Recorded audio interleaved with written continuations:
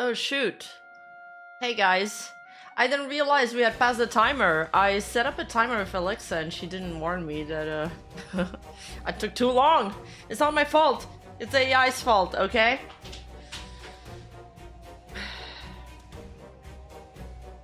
Okay, hello everybody. Hello. What's up, Camus? Thank you for the rose.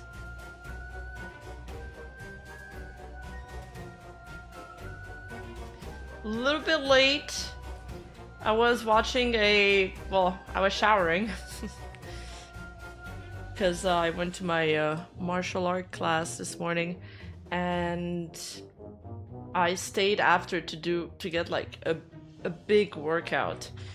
Because I haven't been able to work out for like a week and a half because of my insane fucking week of work. And there's just, I feel like I gotta catch up with everything now. I gotta, catch back up on meal preps.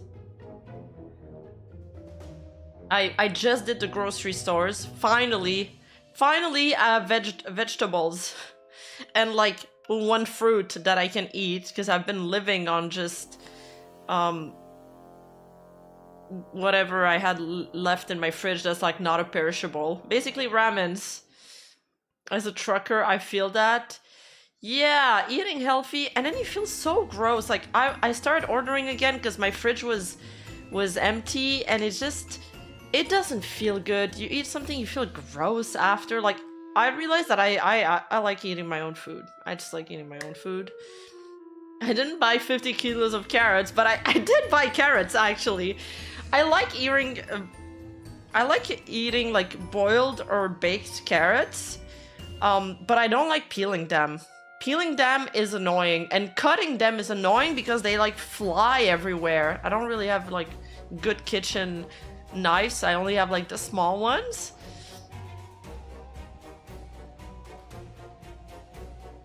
I guess everyone is on YouTube.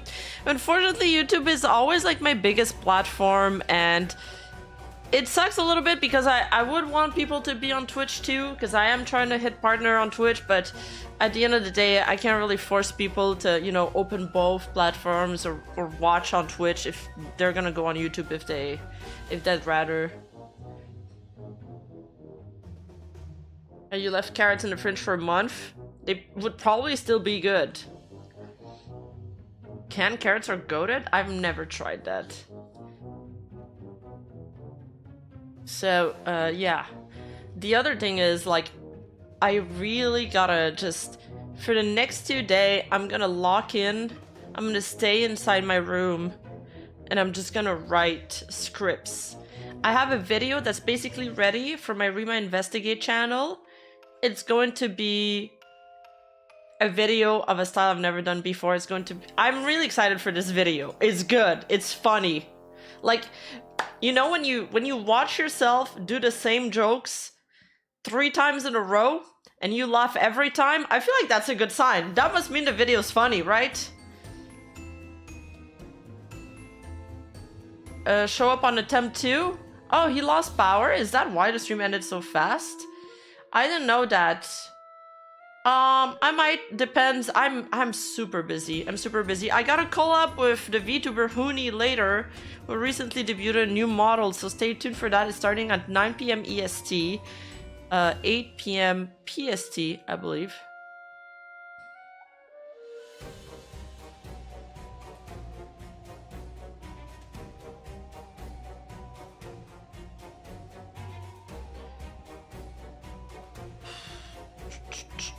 Okay, on the menu today, what do we have? There's a Google document created about Vox Akuma, created by a person named Nomad. I assume it's a burner account. I didn't pull up the tweet, but maybe I should have had. Let's see. We're gonna go over that. I skimmed it. I have an idea of what it is because I did come across these allegations, some of these allegations before. They've never been put together in such a, like, this is a cleaner document. I think. So the first time people sent me this, because people during Silengate, people were emailing me, they were DMing me almost every day, and I think because of that, there's a lot of things that I didn't get a chance to look into, so we're gonna take the time to look into this today. Might be bullshit, might be valid. We'll see. We'll see. I haven't really I haven't read everything. Full disclosure. And then we'll talk briefly about the fuel drama, because she responded. Pretty good news. I like the way it's going. But I'll just leave that for later.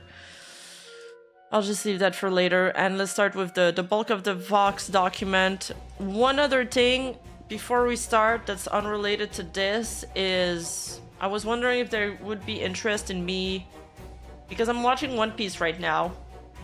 And I know a lot of you guys have already seen it, but you might be interested in watching me, watching my reaction to this, because I'm in a really good arc right now, the Water 7 arc. And I was thinking we could do some watch-alongs on stream. Basically, I wouldn't be projecting it on the screen. We'd both be watching it on our own screens, but would put a timer and start at the same time. So, yeah.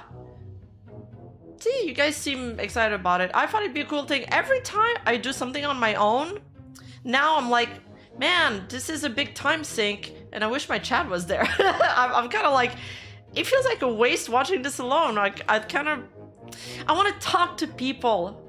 That's the thing, is I like talking to people, and I like talking to people about my hobbies, which is sort of why I'm going out of my way to go to anime stores lately. I kind of realized that I miss talking to people, because I could order every single manga on Amazon and just have it shipped to my house, right?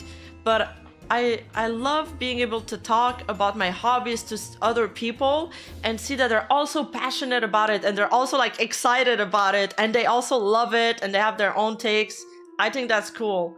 I think it's cool sharing that. I feel like we should make a manga book club or some shit, where we read one manga a month or one manga a week and talk about it. I don't know how that works. I don't know if book clubs still exist, but we should do that. Remai's on her clingy arc. Bro, fuck off. Akuma, shouldn't you be at work? You said this time so it didn't work for you. Subaru did the same, but with JoJo Part 4? Really? Okay, so it is doable. People do it. Oh shit, it's Saturday. No shot. It really doesn't feel like a weekend.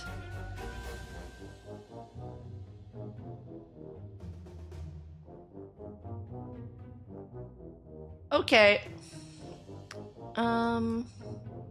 So let's start with the Vox Google Doc. It's a pretty long Google Doc. It might take me a long time to get through it. Lots of talking.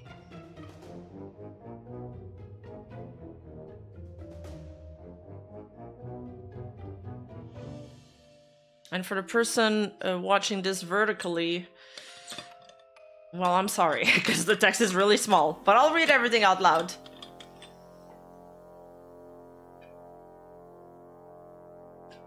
Twitter introing me anything would happen? Oh, do you have time to make popcorn? Yeah, you go do that. I forgot my tea in the bathroom. One sec. Let me just go grab it real quick. I'm gonna run. I'm gonna gallop.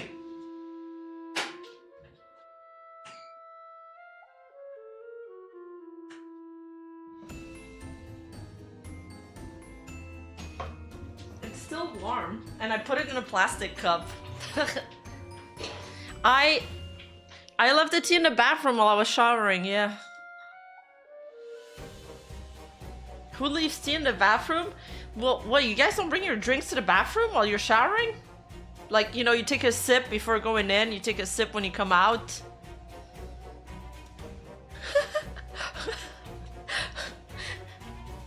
It's on the counter. It's on the counter in the bathroom. It's not like I'm not bringing it in the bathtub.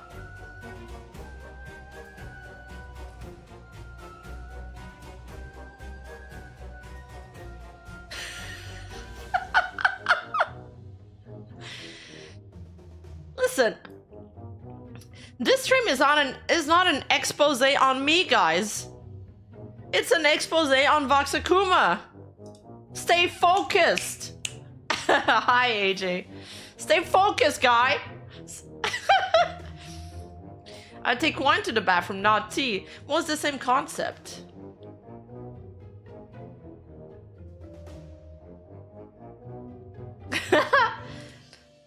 Depends if your toilet is in the same room. It is in the same room, but I'm not like drinking it on the toilet.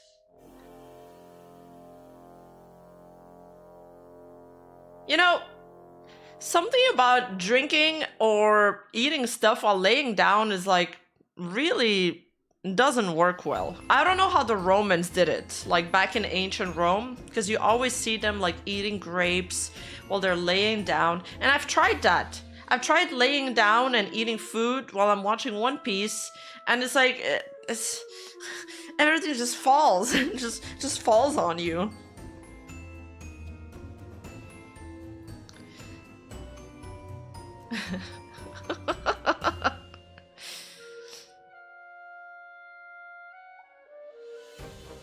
Wait, the document got deleted? No way. Did it actually?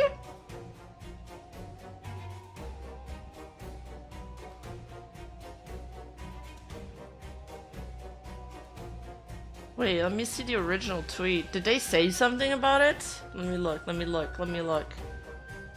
Oh, I don't have the tweet. I just have the link to the doc. I made a copy of the doc like right away. Every time I get a document, a Google Doc, I make a copy.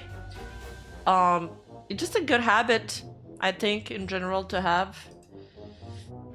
And also, I don't like when I feel like it's for multiple reasons. In case it's deleted or altered, you have the original copy, and the other one is just like, it feels weird because they can see that I'm reading it. So I feel like, oh, stop watching me, you know?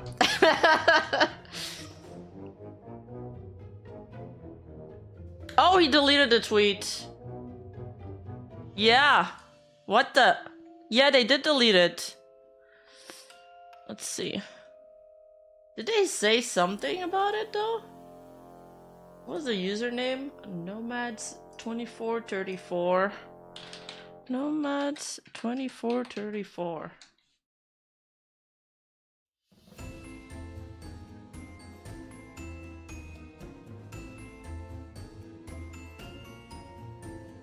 Nothing. Okay, absolutely nothing.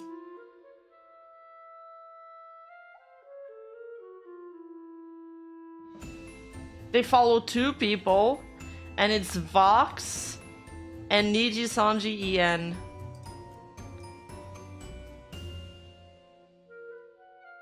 And they have one follower called Buoy Tuber. Interesting. Interesting. We're coming with the steel chair. Smoothie Swarm. Wait. Who rated me?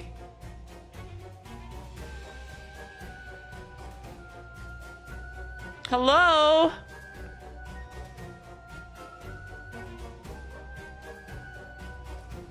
Hello everybody, welcome.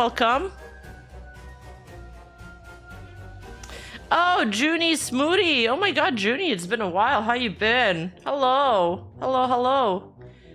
What's up, cutie and cuties? Welcome, we're just about to get started. I'm gonna F11 this because I don't like the black bar. Okay, well, let's just read this. I wonder why it got deleted. Did the document get shit on? Anyway, before you read this, we advise you with the following message. Do not harass anybody mentioned in this, especially the people who are the victim of the actions of Vox Akuma has allegedly done to them. Oh, they said allegedly, so they're backing themselves up. We do not want you to harass Vox over this document. He has moved on despite not taking any real consequences for his actions. We thank you for taking the time to read this. If you plan on reading the whole thing, we hope you read this, absorb the information, and go on with your day with the knowledge. On the off chance that Vox is still doing these things to other women without Niji Sanji or the public's knowledge. We do not allege that he still is, but we aren't sure and do not want anybody else harmed by him in the future. We also urge you to not try to contact us, as we do not plan to do a follow-up to this document in the near future.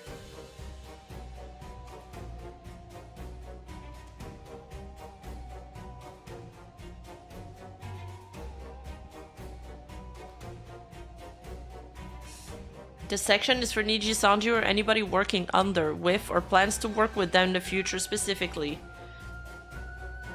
We highly urge you to know who this company associates with, the horrible allegations surrounding Aster Acadia as of the writing of this document have not yet been resolved.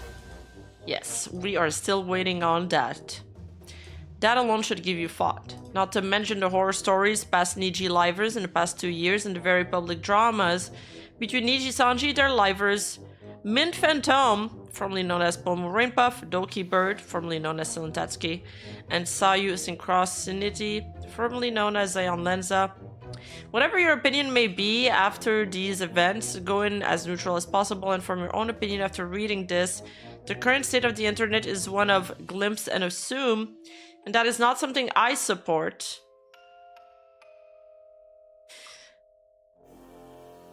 Right off the bat, I'm wondering if this was written by a single person or a group of person, because they switched between I and we. This VTuber models look so Oxfordian. Oxfordian? Is that a compliment? What does it mean? I only know about the Oxford Dictionary.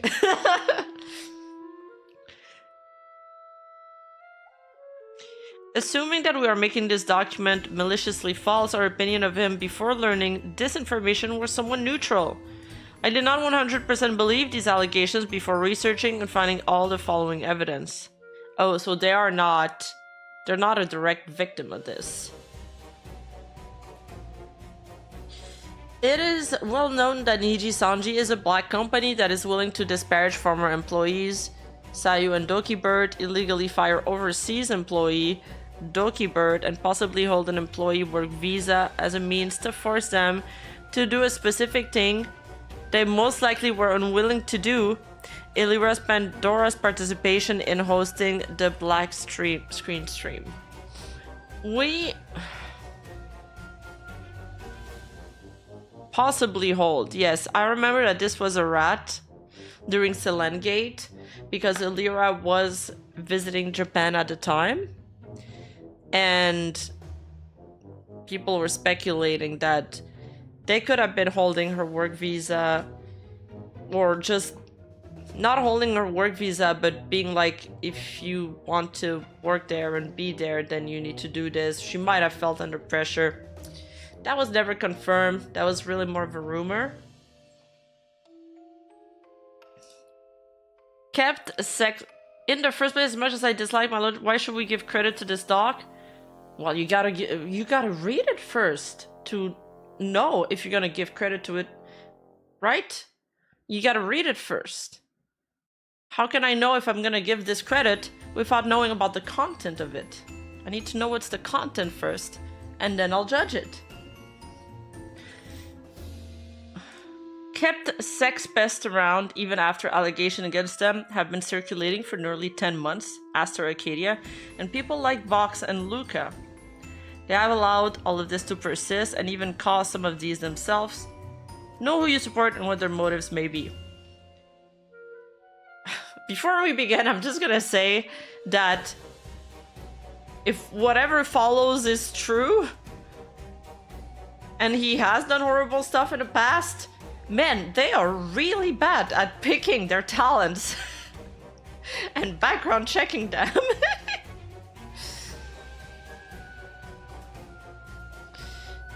Introduction. Okay, there's like 2 intros. There's like the soft intro / disclaimer and this. I don't need to know the content. I only need to know what the horse thinks. What if I don't think?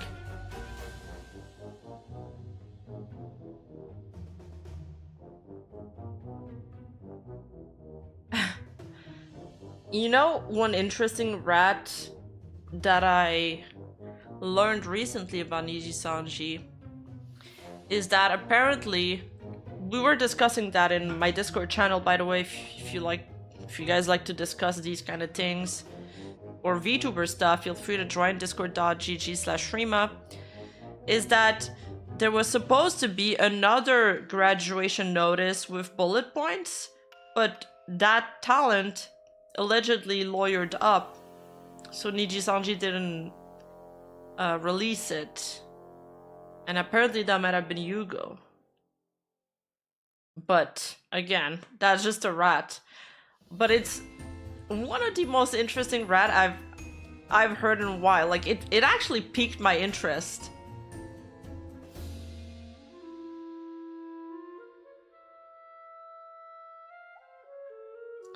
Falls has talked about that numerous times. He is rather tight-lipped about it. That's the problem, right? Is that even if somebody tells you something behind the scene, well, it's like there's like the first degree source, which is a direct source, somebody that's working there, or there's the less credible source, which is a friend of a friend, but it's somebody that you trust really well, that you're like, they would never lie to me. Or there's the like third degree less credible source, where it's like the friend of a friend of a friend, and I heard that somewhere backstage. But in all of these cases, they can't ever reveal themselves, and even if you do keep them anonymous, they could still get found out. And even if they're like, I'm willing to go on statement but keep me anonymous, people would still question it. So it's like, fuck, what do you do?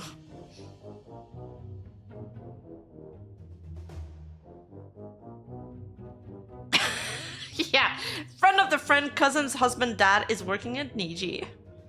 How many pages are there? There's 51, but hold up, it's not that bad.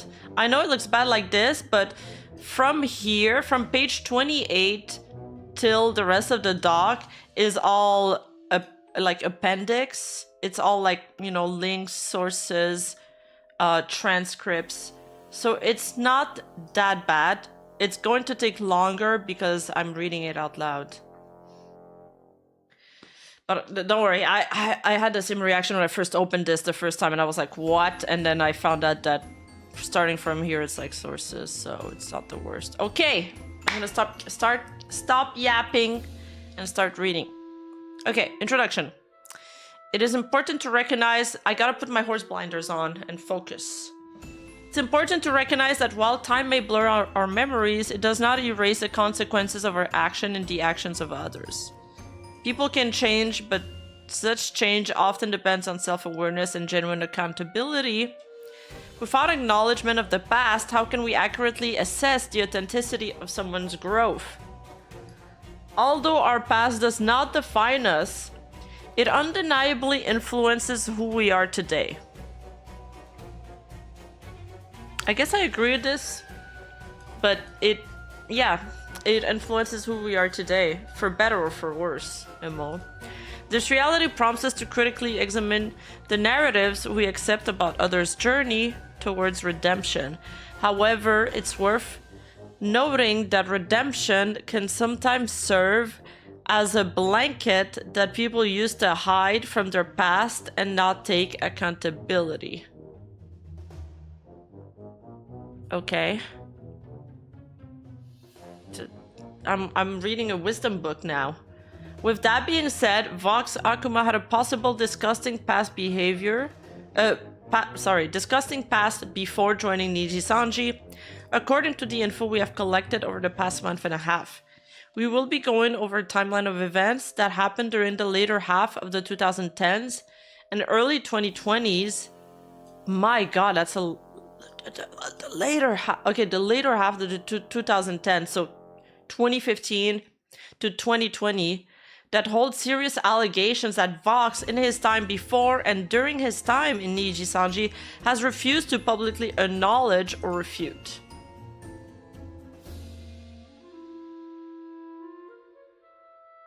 A TLDR for this document that we are alleging that Vox Akuma is the former voice actor or VA Vade, who worked with Starbot Dubs, Sans Comics TV, and a few other channels. Well, this explains why he's actually a really good VA, I think. Like, aside from, you know, the bad stuff he's done, I do think he has, like, a good voice. I didn't know that he worked with so many, like, channels. That's crazy.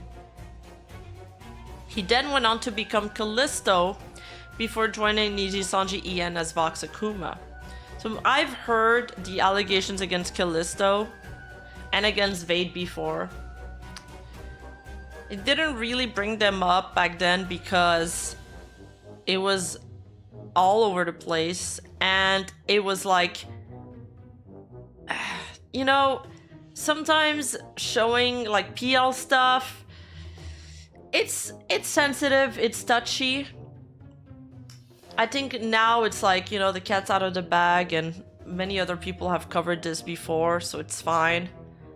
But every time, even if it's another VTuber account or like an alternate VTuber account, it can still, it's like a breadcrumb that somebody that's malintentioned could follow to more sensitive information. So I do try to be careful about that as much as I can, even though sometimes it feels like I'm beating around the bush too much. Or not, you know. It's just so difficult to navigate these things in the VTuber community. The horse is out of the barn. Thanks, Gloto. Thanks for that. Thank you for the 8-month membership.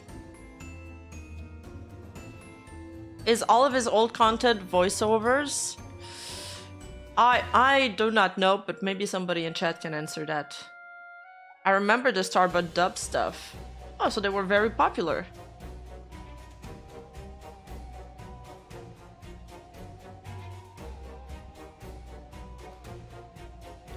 We are also in no way saying that anything Vox did behind the scenes was Starbot's fault, as she was unaware of these actions and all the allegations until 2018. And the allegations we are bringing forth are solely his fault. We also want to make it apparent that this document is in no way meant to attack him or the Niji Sanji fanbase that surrounds him, but as a way to make people aware of what he is capable of, as a mean to prevent future wrongs. Of course, we cannot control Vox action, so it's impossible to stop him, but lessening his ability to reach out to people outside of Niji Sanji is a safeguard for the VTubing community. I like your VTuber model, looks cute. Thank you.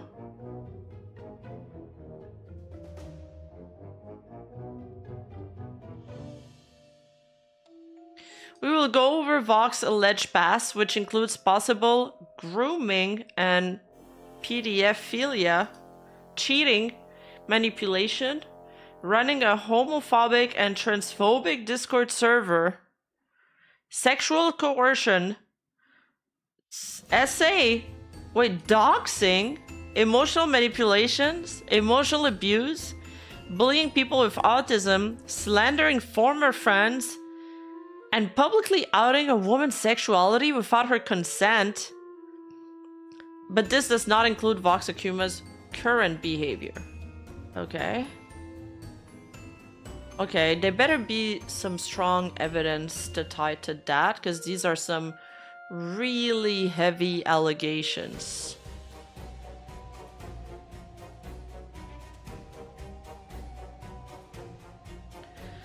If any of the content mentioning here is triggering for you, we highly encourage you to jump to chapter 7, where current behavior is listed as well as counter arguments.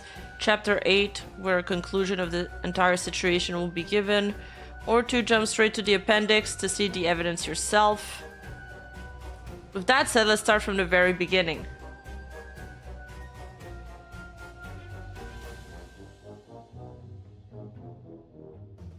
They picked the whole wheel for content creator allegations, somebody's saying in chat.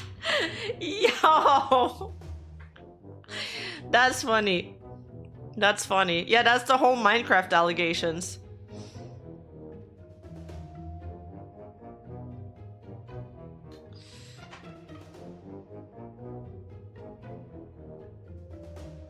Okay, let's start. Chapter 1, Vox Akuma's alleged past life and history. Vox Akuma allegedly first went under the name Vade on YouTube and Vadelikt, or whatever that's pronounced, on Tumblr, and Vaderlif on Twitter. That's some elvish names. But at some point between his allegations being published by Starbutt Dobbs. So what are these? Are these all gonna get me? Are these links all like evidence?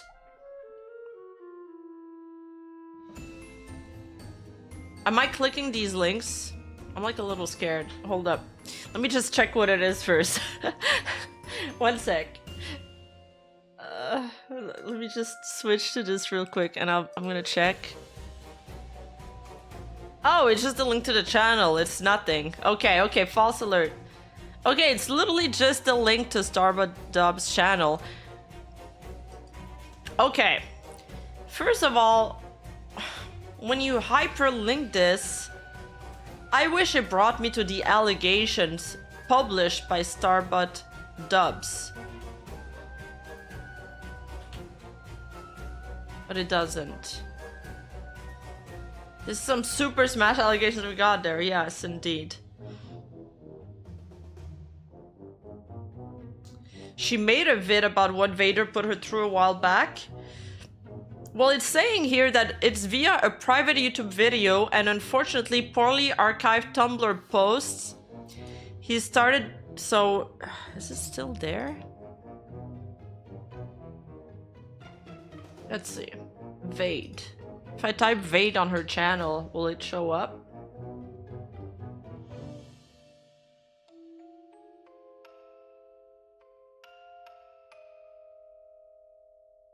Is it this video called I'll Come Back? This? No, it's 20 seconds long. It can't be.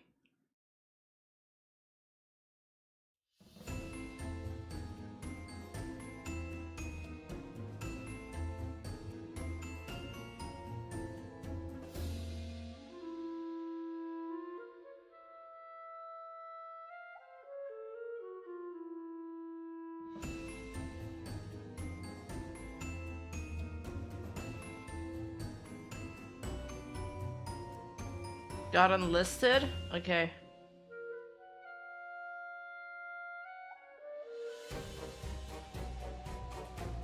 Oh, thank you, AJ.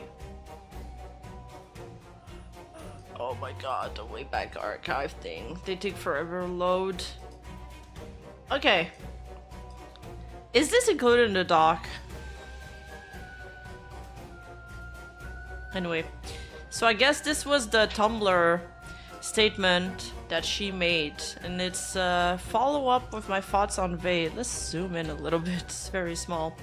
Hey guys, so it's been long enough and I do feel like kind of summarizing everything afterward, my thoughts on everything, because it's still been on my mind a little bit and I want to talk about it.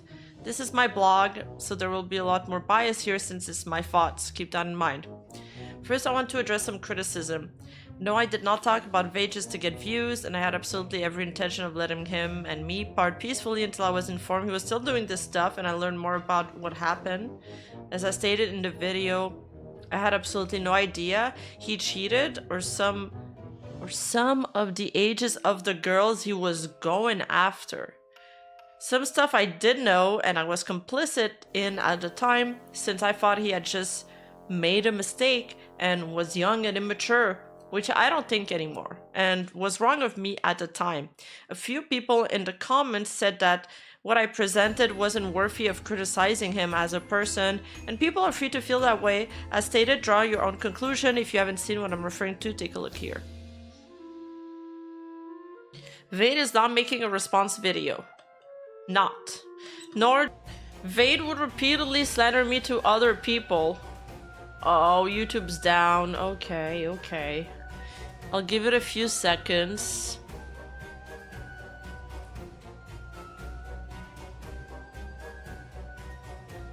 Okay. You guys are back? Okay, I'm gonna continue then. Where was I?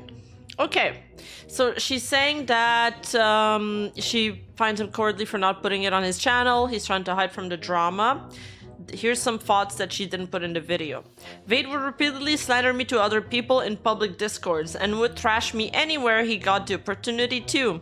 He was very bitter about me not allowing him back on the channel, which I suppose I understand, but he quit in the first place, so I don't really know why he couldn't let it go. After all, he's doing just fine now. He would tell people that I was a horrible person who oppressed his creativity and ran the channel like Czar. I don't think that could be further from the truth. I really don't want to dig for screenshots for proof, but I always pride myself on my usage of the term partnership, and he had full upload privileges, and I entertained most of it, not all of his ideas, as he did with mine. He used to be an incredibly good friend of mine after all, and we would bounce ideas off each other and enjoy creating together. It really hurt me a lot to see the way he would talk about me in messages that some people sent to me. I want to clarify though, that didn't affect my decision to make the video. I wasn't trying to get back at him in any petty way or anything like that. I just wanted to address the toxic stuff he's been doing. He had this whole habit of flirting with girls and artists to get free artwork after all. I think that's worth people knowing about. I also learned the girls he was flirting with in his Discord were 12 and 14. I think that's a bit of a problem. I can't really understand if you don't think that. That is messed up. That's pretty messed up. Some people took issue with me, but what? I guess what age was he at the time? Was he younger than 18? Because that was like 10 years ago.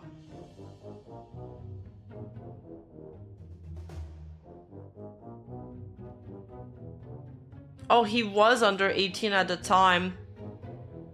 But it's still weird.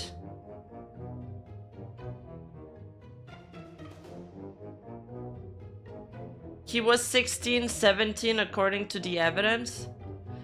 Okay, we'll refer back to the doc after that.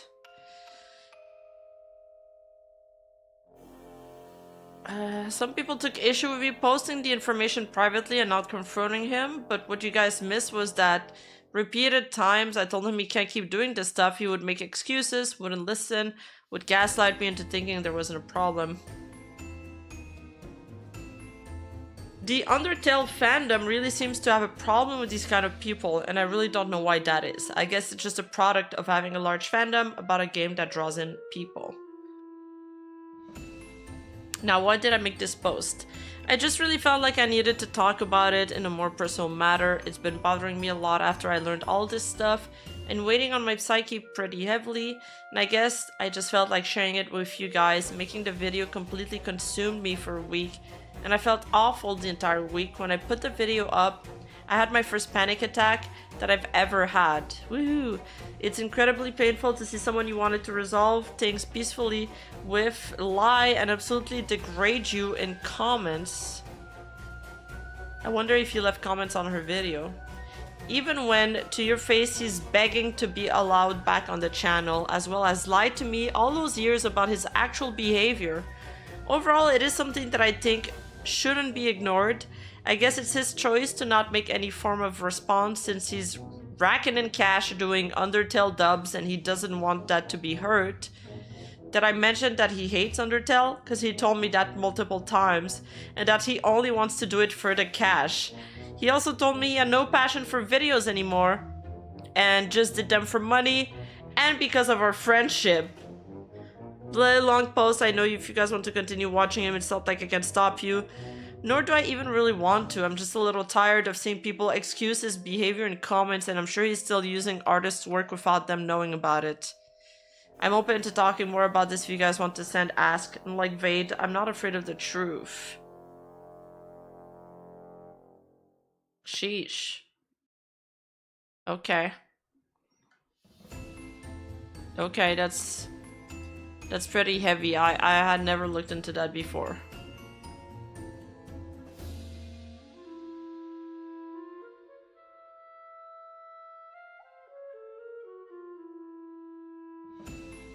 Okay, where was I? Okay, so at some point between his allegation being published by Starbot, which is what we just read, via a private YouTube video, poorly archived Tumblr posts, he started daily streams in mid-2021 and changed his online persona to Callisto on his old Vade YouTube channel.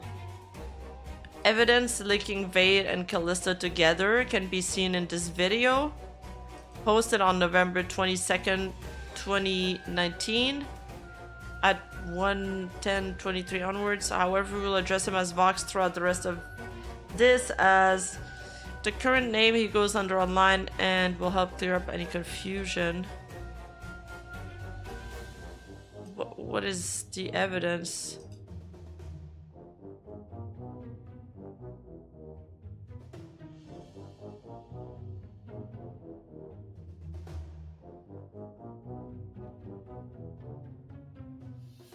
Okay, it is his voice. Yeah, that's his voice. Vox had worked with Starbot Dubs starting May 29th to 2016.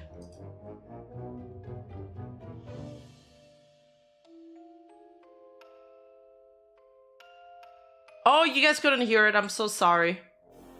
Yeah, I did have it turned off. Shit.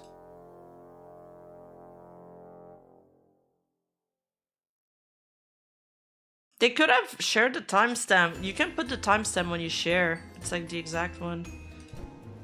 In the way. And I don't want to leave an attack lying around by accident and end up hurting you, so you'll be safer without me around anyway. Sans, I'm not worried about such things. That's him. But it's not just one thing. That's what I'm trying to get at. I want to try doing stuff by myself for once. You know, see if me and Papyrus... Not him, the other person talking, and right? No offense, but you know he can get curious sometimes. And I don't want to walk into any basements he shouldn't. And if another human falls down here, I don't want him around when you find him. And you don't want that either. Am I right? Go back to the other guy. There. That. What I've done, I had to do. What people need me to. Although there he kind of sounds like Sea-Dog VA.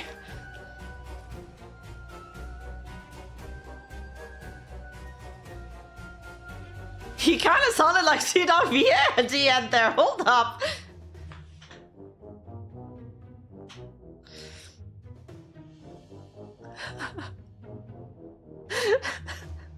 Like when he was coughing and stuff. Not coughing, but when he was like stuttering.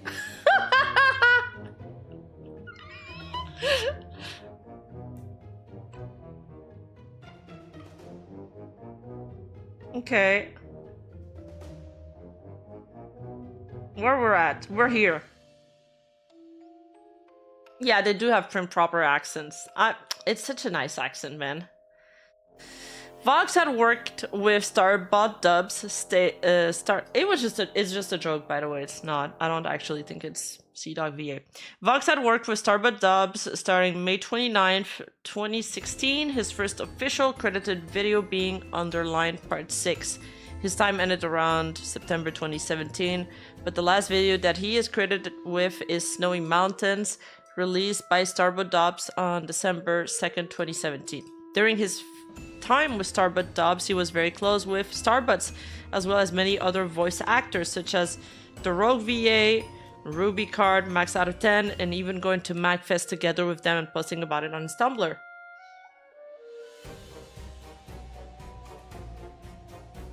Vox had worked almost exclusively with the Undertale comic dub scene, as his first and his last videos were both of the Undertale comic dub variety.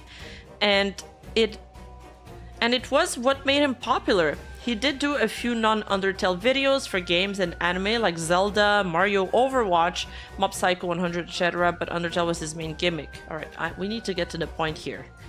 He became rather well known for his work as Sans, Papyrus, and Asgore, but especially W.D. Gaster in many series that would become Starbot's most popular. Such examples are the Fights and Handplay, Starbot's most popular and third most popular video series respectively. Vade also did the voice acting for the second most popular video, Christmas Party AU movie as well, and Vox loved Wolf of Warcraft during September 2016 as revealed by a video in the description. Okay, whatever. Next paragraph. However, in a now deleted video, Starbutt Dubs made an announcement that she described as a big channel update that she and Vox had gone their separate ways. In the deleted video, she described that separation as amicable, but then on September 8th, 2018, it would be revealed in a deleted follow-up video that it very much was not.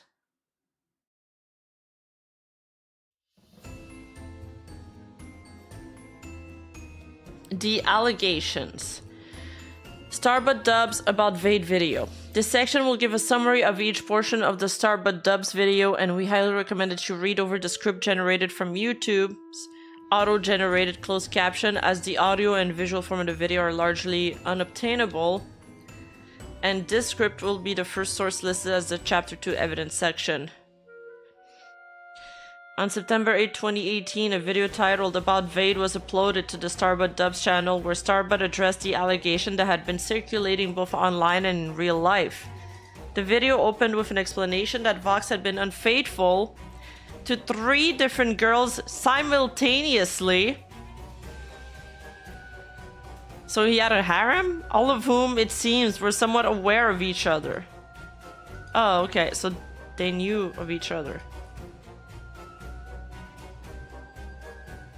The claim emerging from the now private video, highlighted through closed captions, painted a troubling picture of Vox's conduct. The claim suggests he manipulated and mistreated these 3 women, and further alleged that as a 16 turning 17-year-old less than 2 months after these events, one of whom was 14. I'm not sure I understand this last sentence. The claim suggests he manipulated and mistreated these 3 women, and further allege that as a 16 turning 17-year-old, less than 2 months after these events, one of whom was 14. Is the 16 turning 17-year-old Vox? Is that what this sentence is trying to say?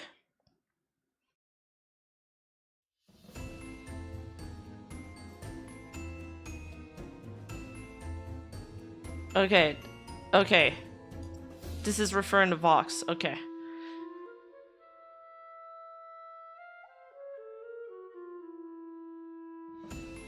So, he was 16, dating a 14-year-old. Okay, so he's in high school, dating somebody else in high school. Yeah, the wording is confusing on that sentence because there's no, like, they're talking about the claim that he manipulated and mistreated 3 women, and further alleged that is, they're like not naming him in this part of the sentence. It's so confusing. While the argument could be made that the age difference with both individuals being underage doesn't automatically qualify as a PDF file, the developmental and psychological gap between a 16, 17-year-old and a 14-year-old is significant enough to possibly label this as grooming. For example, a Gen Z is from 1997 to 2012. You cannot say that someone from the earlier half of Gen Z is the same as the later half of Gen Z, 2 completely different in developmental and psychological terms. Screenshots from Starbutt's dub follow-up Tumblr thread purportedly offer evidence that Vox exploited this imbalance to his advantage. That's the thread we just read. That's the thread we just read, and I don't think it said that. I think it said he manipulated them for art. Yeah. But actually, in those in that Tumblr post, she said the girls were younger. She said they were 12. But the doc only mentions a 14-year-old.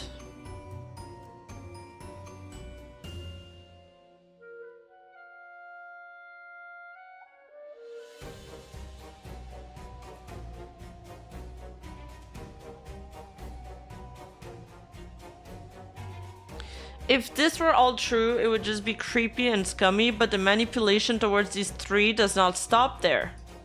Oh, okay. The first girl Starbuck talked about was dubbed Pony Brony. Brony? The 14-year-old. Vox, when breaking up with her sometime around Christmas, dates could not be confirmed, tried to manipulate her by saying he could not see them being together due to her being Christian, and said he would not become religious just to have sexual interactions with her, as well as only loving her as a brother or a father figure. A friend of Starbuck Dobbs, who had gone into psychology, was quick to notice the emotional manipulation he used to make it seem like it wasn't his fault, but Pony Brony's. By blaming her religion, Vox's actions are not only questionable due to the statement itself, but also when you account that Pony, who was 14 at the time, most likely should not be having these type of interaction with anybody, no matter the partner's age. Due to her being Christian, and said he would not become religious just to have sexual interactions with her. Does that sentence imply that they were having sexual interactions? That's what I'm trying to figure out.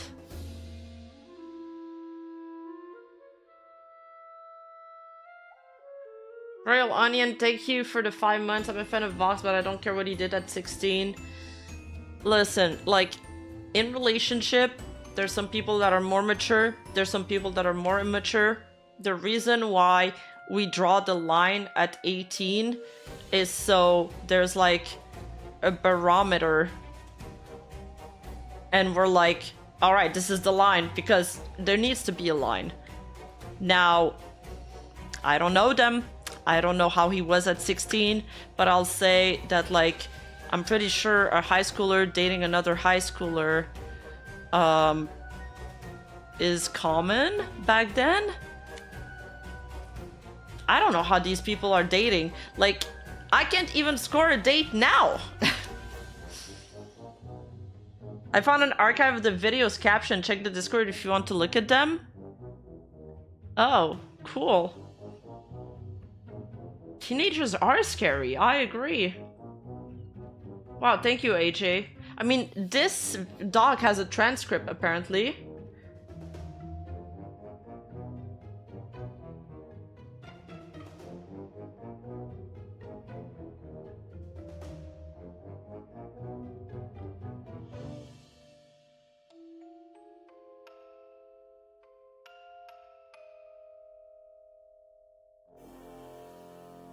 It says that the video's private for me. Yeah.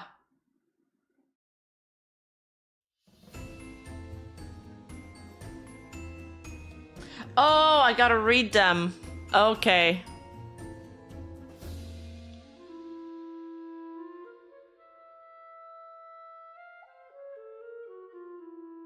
The script will be the first source listed at the Chapter 2 evidence section.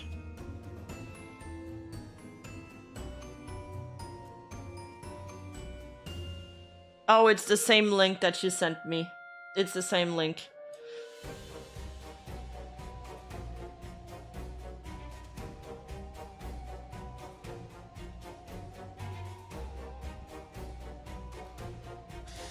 This feels comically evil, like they are accusing Vox of the worst shit ever, but show no proof or word it weirdly. And yeah, it is weird. It is worded weirdly, and yeah, they went a bit hard on that. I mean, I haven't gotten through the rest of the document. We're on the first accusation. The first accusation is a little weak.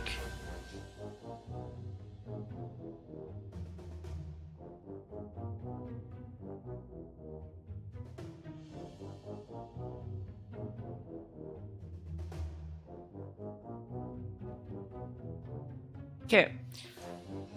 However, these were far from the only allegations. One of Starbuck and Vox's closest friend, called Green in the video, had been caught up in something truly disgusting and unforgivable involving Vox if found true. Starbuck Green and Vox had been drinking, despite Vox being underage at the time, 17. He had 2 drinks and did not say no to being offered drinks. Okay, whatever. I mean, I feel like I've done that. Ooh. I did not say no to being offered a drink at 17. Starbuck pulled Vox aside and proceeded to very clearly and firmly tell Vox that Green is someone who gets flirty, but does not ever take the initiative while drunk. And therefore, Vox should not do anything to her, especially since Green was 19 while he was only 17. It should also be mentioned that in the script, Vox was described as far more sober than Green, so Starbuck adamantly told Vox not to do anything with Green and then hopped in the shower.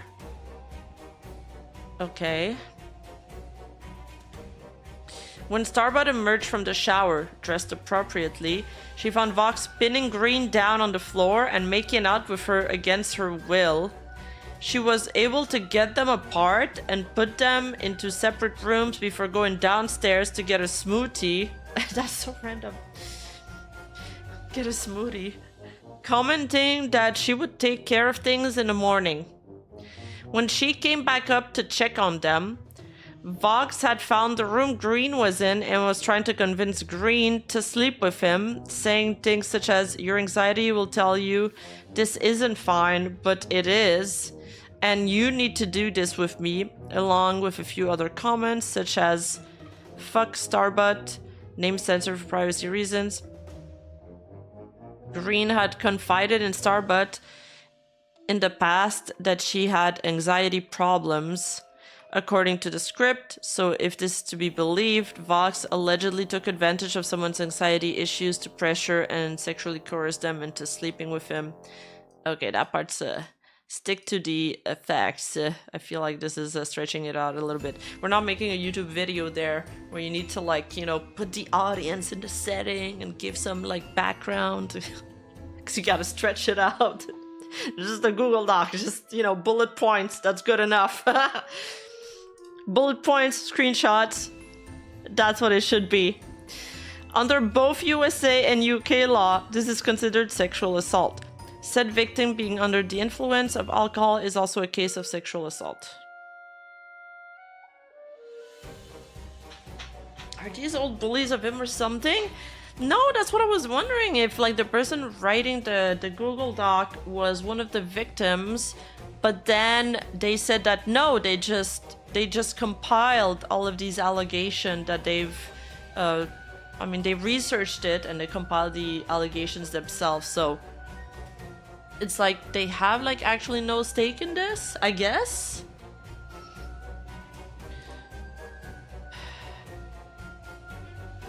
Let me just close some tabs. We can look at the video that was released on him. That's apparent. I think all of this section is based on this video that we have the script of. We have the transcript of. We don't have the video.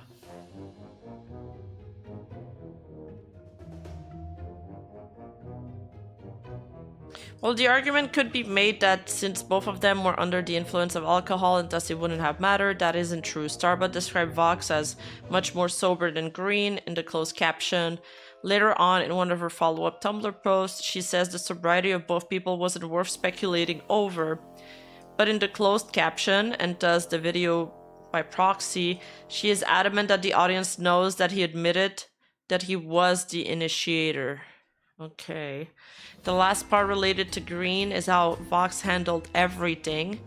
This will be mentioned more in chapter 4, but the large summary is that he allegedly publicly denied everything on his Discord server called Vade's Meme Vault. He used Green's real name, which is doxing by law, and then proceeded to oust her as a lesbian. Regardless of that last statement being true or false, he also twisted the context, saying that he was too buzzed to understand Starbuck's warning that he and Green were just playing around to spite Starbuck, and most importantly, lying about Green's consent. It should be noted as well that Green was not in his Discord server at the time, so she had no way to confirm true or false to Vox audience and no way to defend herself. Since the server was invite only, there's no way Vox would have allowed her inside to defend herself and lay things to rest. According to Starbutt, there were multiple screenshots of Vox admitting that he was the initiator or instigator of what happened to Green. So if this is true, later lies about Green being a PDF file. What? So if this is true, later lies about Green. About Green being a PDF file and coming onto Vox would be proven false. Oh, because she was over 18 and he was under. So I guess after this incident, there were rumors about people were calling her the PDF file. And people were saying that she was the one coming onto him instead of the other way around. To be further discussed in this chapter. The last allegation from the video was of Vox bullying and degrading an autistic minor. The fan had been suffering from depression and was seeking help from someone they trusted, citing that they had issues keeping friends and they were losing their family over their suffering.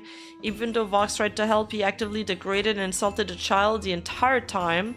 Starbutt mentioned this in her follow-up Tumblr post, but the summary is that even if he was trying to help, he should have known better than to not insult the child, and to know better than constantly putting the conversation back on himself instead of just leaving the kid alone. Or better yet, refer him to places like the suicide hotline, or people who are meant to handle situations like that. Thankfully, this part of the video does have screenshots that were saved, and you can read them here. The links to these images, as well as all evidence, including the video script, will be posted in and after the appendix.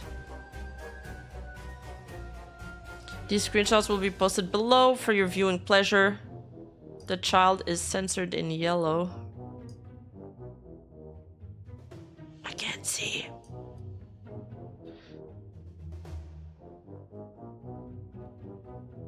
Okay. So, just a child, this is him. First step is making friends. To making friends, start talking to people without putting pressure on them. You're in Discord, that's a good start. Just find some people and go say hi, tell them about yourself. The way ordinary people make friends isn't that hard if you try. People usually just ignore me, plus with my... never mind. See, that's the first problem. I've been alone for a few years now. You can't go around doing that shit, man. Nobody likes that. I know. So stop doing it. That's why I'm hated by over 100 people.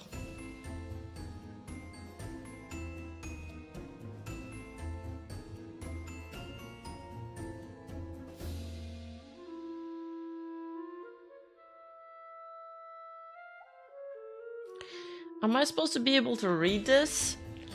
That's why I'm hated by over 100 people. It's really not that hard. If you want to be... You guys should see me right now. I'm like bent over an inch. I'm like an inch from the screen. I'm like squinting my eyes and stuff. I'm like, I'm gonna need glasses soon. No, zooming on a document won't make the images bigger. It's really not that hard. If you want to be friends with people, don't pressure them by talking about how miserable you are. Newsflash, we're all miserable. But not everyone has to be a dick about it, man. It's my stupid autism and my stupid life and my stupid feelings. Dude, I'm not even gonna keep talking about this because you're not gonna listen. But honestly, the key to being friends with people is treat them with respect, get to know them before you start with this stuff, just treat others as you would like to be treated. I mean, how intimidating would it be if some stranger you've never met before comes up and be like, hey, can we be friends? I'm really miserable because of my stupid autism. If that's where your mind is right now, I'm sorry, man, but seriously. The person responds, I adjust. And then he says, this is a skill you can learn, and easily too. And then he responds, when I was smaller, younger, less experienced, I just wanted to say hi and hug everyone I met.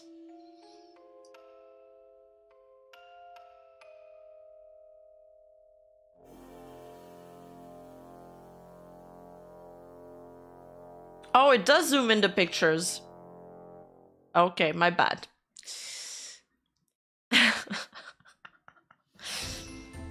But, I mean, so far I kind of agree with Vox, I'm not gonna lie.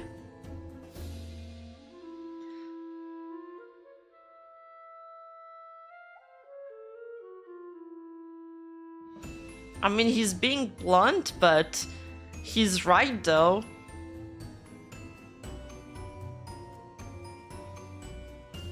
I wouldn't even have the patience to carry on this conversation if somebody doesn't even write full sentences and keeps telling me and keeps being like, oh, I'm miserable, I'm stupid.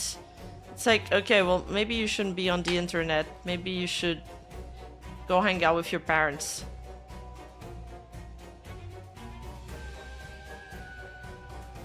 I do believe in telling people the right thing, even if it's blunt. Sometimes that will have a bigger impact on them than, you know, tiptoeing around. So this is just Vox being a quote-unquote asshole when he was a teenager. I don't like him, but this is just overblown teenage drama. Like, there is nothing serious. Well, I don't know. We'd have to look more into the previous allegations of him, you know, pushing down somebody and making up with them. I don't know how Green feels about it. We don't have her side yet. I'd like to see some evidence on that before I can make up my mind.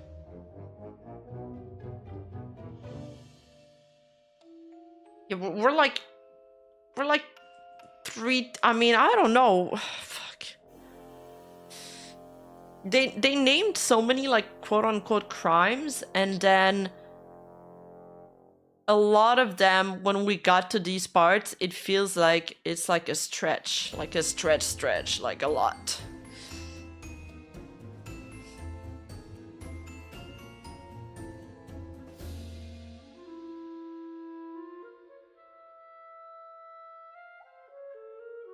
Okay, so where were we?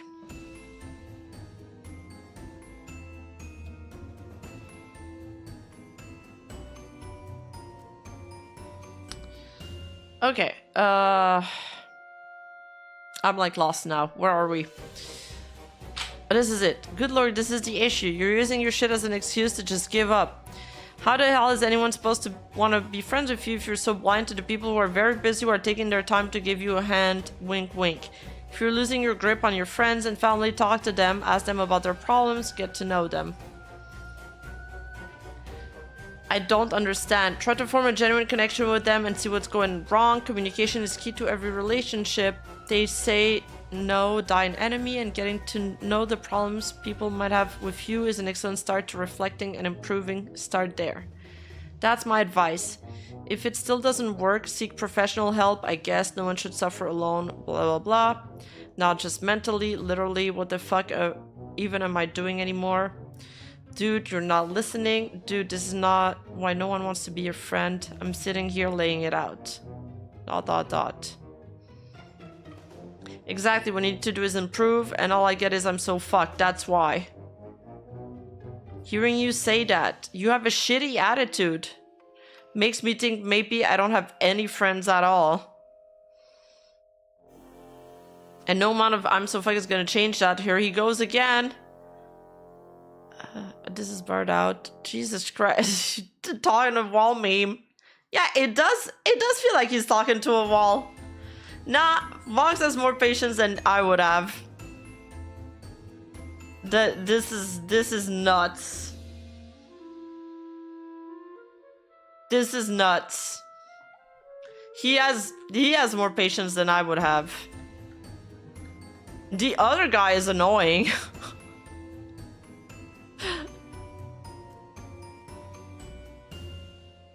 Or the other person he's talking to is annoying. I guess I don't have any friends after all, if you're talking to me that way, like, bruh. I'm autistic. Honestly, I really could have used this talk at that age. I'm not a fan of Vox, but this is a W.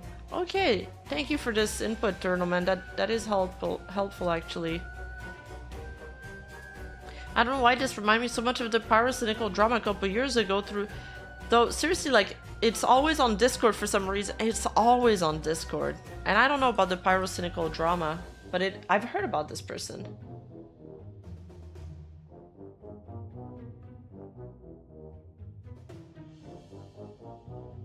It could be that the kid had depression. Yes, yeah, probably. But it's not the responsibility of strangers on the internet to shoulder that. They're not properly equipped for that.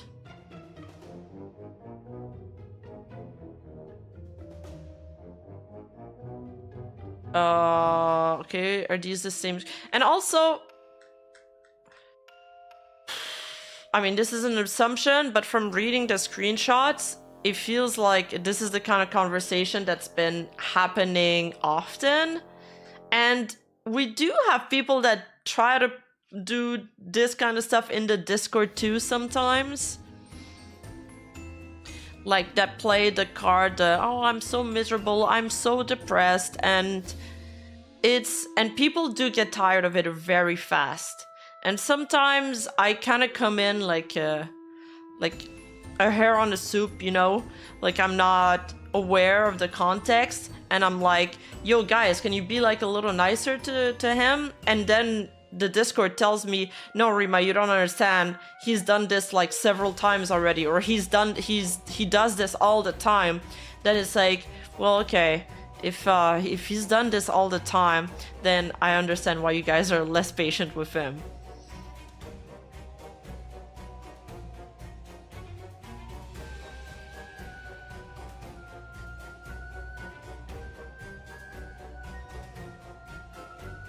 Yeah.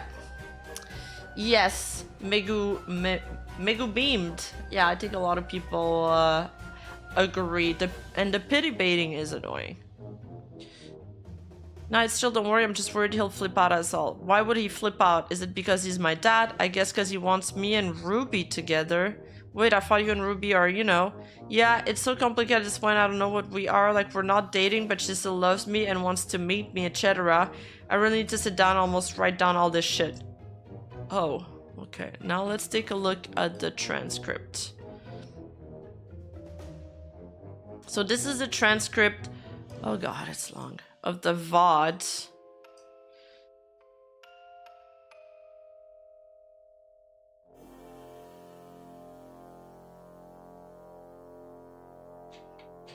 Okay, I'm gonna do something and I'm gonna put this in a more readable way because this is going to be pain reading this.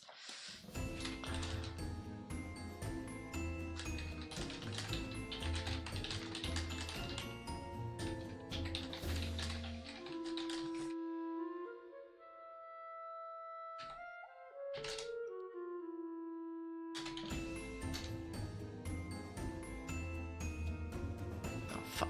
It didn't work.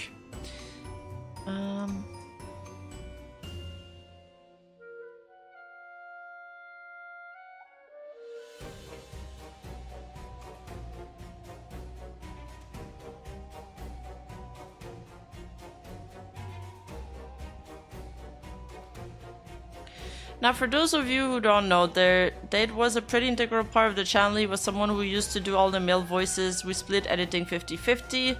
He was mostly responsible for series like Handplates and that kind of thing. I'm not sure. Most of you know who he is. We went our separate ways around September last year, but we didn't officially announce. We're gonna need binoculars for sure.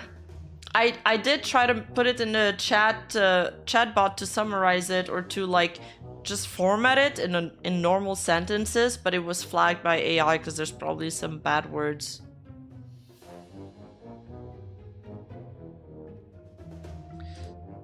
Announced that the split was amicable. This is pretty much what the intro told us.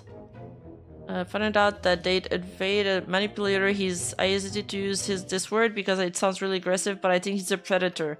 I think he's dangerous, and the reason I wanted to make this video is because I wanted to warn you guys, because I feel partially responsible that I didn't say anything until now, and that I didn't share about what happened until now and go in depth as to why. There's a pattern of emotional abuse, there's a pattern of manipulation, there's a pattern of him trying to get young girls to sleep with. And I'd like to say at this point, I really don't want to hurt anybody. I really don't even like him. I don't want anything to happen to him. The only reason I want to do this is because I think people are still being hurt. And I really want to shoulder that responsibility of sharing with you guys what happened. Fate has... I think this is Vade. This is meant to be Vade. but it's like the auto caption, so it's not like accurate.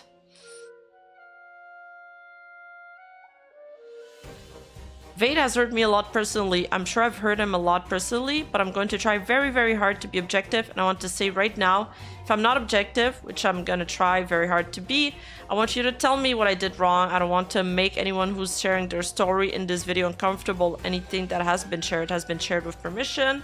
I've never done or gathered anything that nobody wanted me to gather. There were a few people who I tried to speak to with this video. They told me to fuck off, and I left, you know, which I think that's what I should be doing. If I'm trying to do an objective and fair video, I fully expect him to retaliate in some way, and I expect him to kind of put the dirt on me to a degree. I think he's probably gonna come at me for a lot of stuff. I have an icon. I honestly don't really know what he would come at me for, but I want to preemptively say that if he makes a response video to this and it's mainly focused on me, I think that's incredibly wrong, because it's not about me, it's not about what happened. So I'm really gonna go in depth about it, blah blah blah. Okay, I'm just gonna try to find the like relevant parts. What pushed me to make this video? I received an email, and the person who sent the email would like to remain anonymous. I'm not going to name them. They led a Discord group that they also asked that I keep private, so I'm not going to share the name of that Discord group or anything like that. Basically, the person wrote to me, and I'll include it. It's a screenshot I have of the email with everything blurred out. So the first thing he did, there was an incident in my apartment. I'll go in depth about that later in this video. Is going to be structured in 3 parts. From what I can tell so far, I'm going to have what I call the Ruby saga. I'm going to have what happened in my apartment, and I'm going to have what he's doing right now, so I'm going to go chronologically.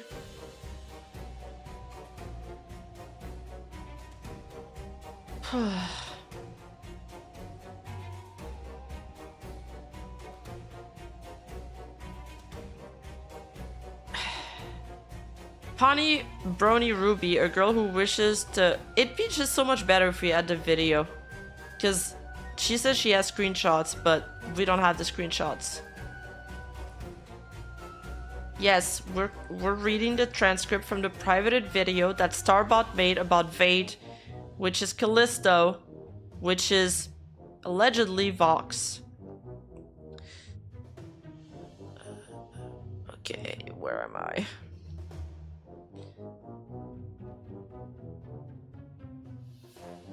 Okay, I've done several interviews with different people who are affected by this, and that will be included in the video. Can we just get started? Let's get started with the Ruby saga. Okay, so let's get into the Ruby saga. I've already identified the people who are in the Ruby saga, but the Ruby saga doesn't actually start with Ruby. I want to start from the first relationship. I can 100% confirm, which is a young girl named Pony Brony. From what I can confirm, started dating around Thanksgiving or a little bit before, and they broke up a little bit around Christmas 2016. I know it's a long time ago. I'm going to... Okay, chronological order. She said that already. Bonnie Bernie was 14, Vade was 16, almost 17. So this is already a bit of a red flag to me, because she's very young and the relationship really didn't last long. Well, it probably didn't last long for that reason, no? Can't confirm specifically what that date is he broke up with. I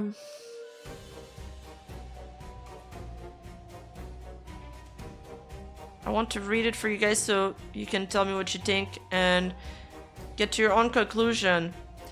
From there, so he says, hey, sorry for not responding, but I need to talk to you. Okay, so she's reading an exchange between them now.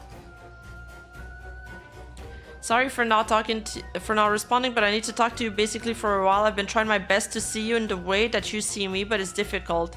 And I think I'm getting to that point where no matter what I try to do is going to change the way I feel. Basically, it's mostly because the way you are makes it hard for me to see you as my girlfriend. I do love you. I never would have lied about that, but I think I do so less as a boyfriend, but always more as a father figure or older brother. I care for you immensely, but romantically, I really can't force myself in that way. It's also due to how you can't date someone who who is it who isn't religious, and that in a sense, what the fuck is this word? Dibonates me because there's no way I'm becoming Christian. Okay, this is like a transcript YouTube caption mishaps. I just disagree with everything about it. And organized religion as a concept, the gist of the situation is if we stay together, I'll get frustrated by you not wanting.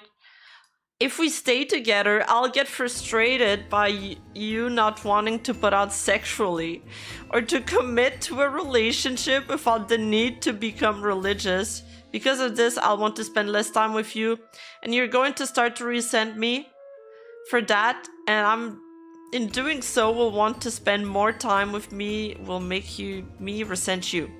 Even more, it's not going to be good, and for that reason I'd like to break things off clean. I know it's upsetting, but the truth is, this was going to happen eventually, so I'd rather happen sooner than later to lessen the heartbreak.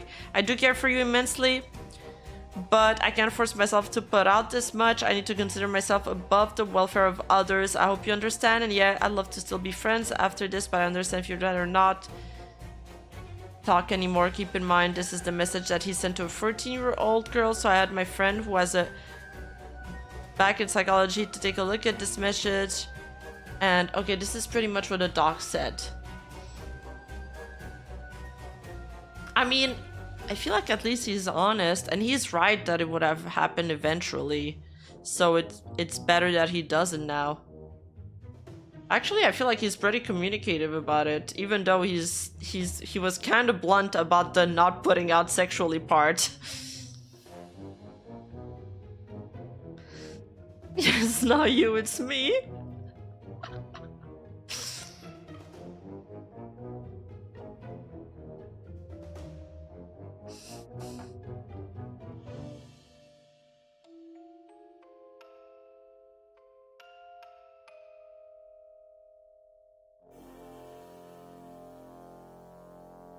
Okay, so there she's getting like her friend in psychology opinion that her friend in psychology thinks it's mental manipulation, etc. And like he's kind of pinning it on her because of the religion thing, like he's using the religion as an excuse. I mean, there's always an excuse to breaking up, and religion does it can impact a relationship. Like, you can't just ignore that. So I don't know if I totally agree with her friend psychologist like assessment. And plus I hate people that are like studying in a field and they call themselves somebody like, okay, it's like somebody studying to become a doctor and they call themselves a doctor, or studying psychology, so you call yourself a psychologist. Because a lot of the time in professional work, like a lot of your experience, you get it by actually working in the field, not studying in college.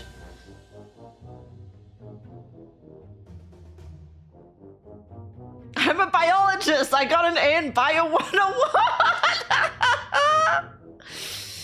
The link is in my Discord server, probably. You can have somebody to do it now. I'm not gonna do this right now. I have too much things to do. I've got this fucking thing to read, and I've got a million tabs to juggle. So ask a mod or something.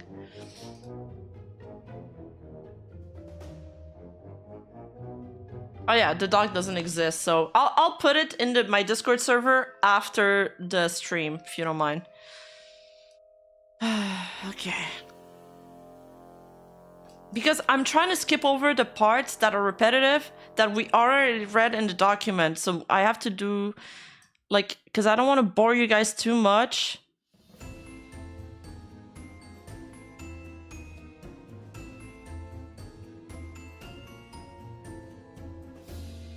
Okay, this is a new part.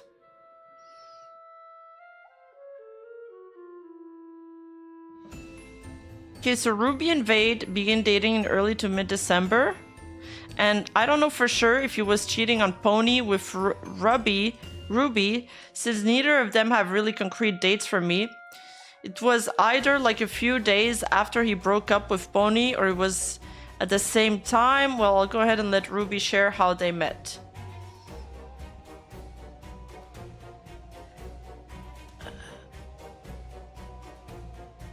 Dining was telling me, oh yeah, they'd either got dumped, dumped his girlfriend, stuff like that. I was like, oh no, that's so sad. And so I was like, I must go cheer up fellow voice actor, because I like to make people feel better. And so I was messaging him. I was like, oh, I'm sorry to hear, and so on. He was like, oh, just like, I just wish girls would be more honest and just say if they feel a certain way. And so much is so frustrating. That was like the most nonchalant way possible. I was like, dude,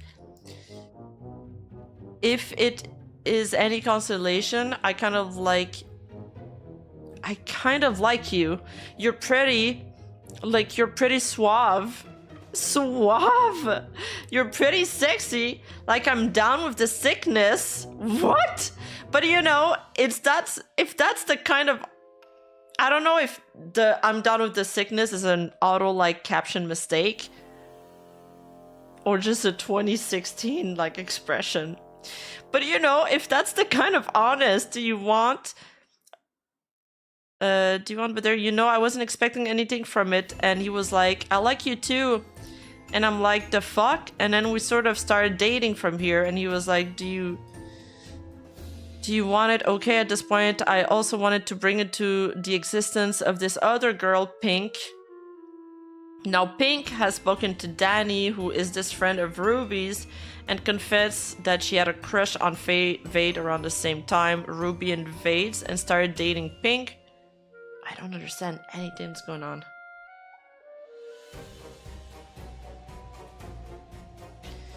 I understand confessed if why I don't know why this part, the auto caption transcript, is so bad.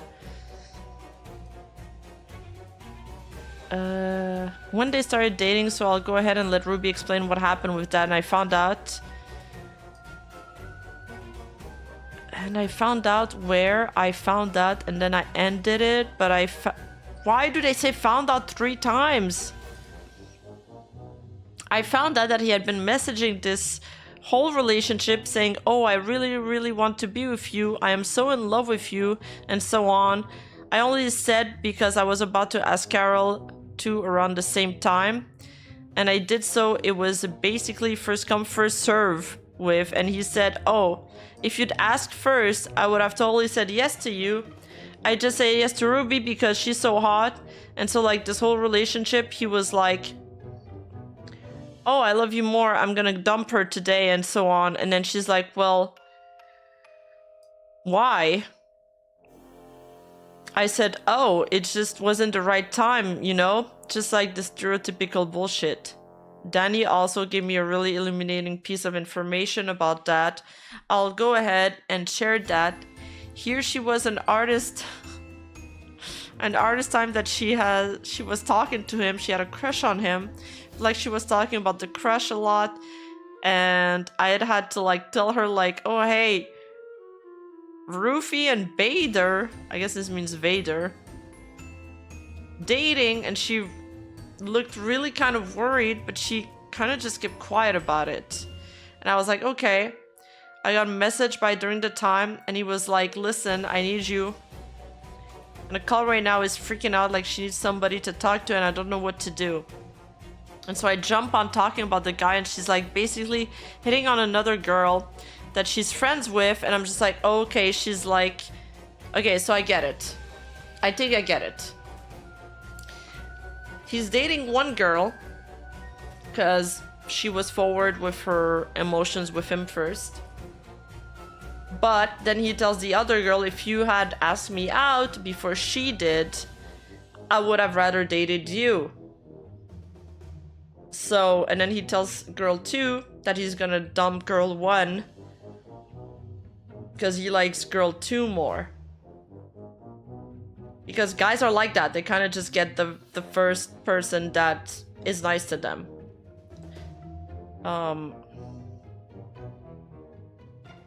But then he's trying to get like the best out of both worlds. So it's like a high school drama.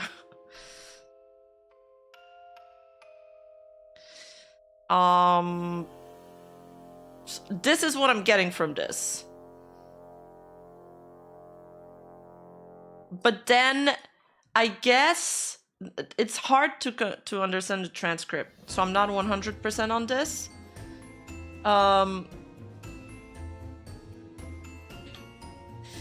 But I think then one of the girls like heard that or figured out that this guy that she likes is also dating / flirting with one of her friends, so she starts freaking out.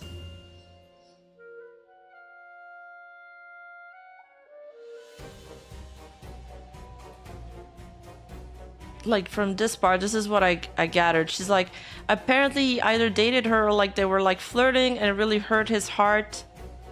And it was then I kind of put the piece together and I was like, wait, were you anything with this guy? And she was like, yeah, like I thought we had something together. And I was just like, oh my gosh, okay, this guy. And she's like, yeah. And I'm like, okay, Ruby and her dating right now. Okay, so like I guess now they're figuring it out.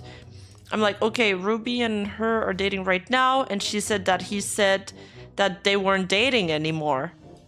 No, they're dating. I was just like, okay, that's not good.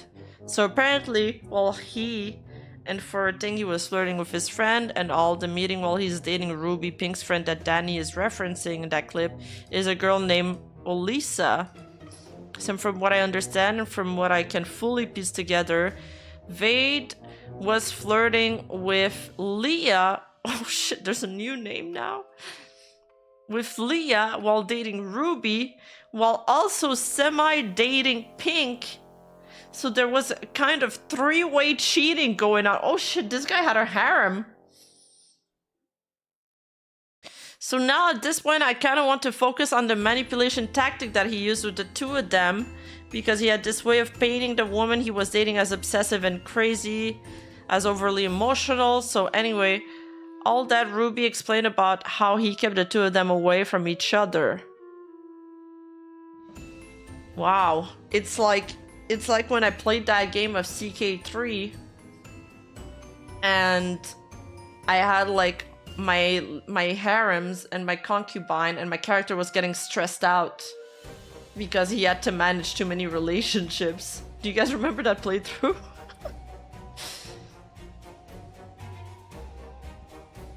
Yo, Parrot, what's up?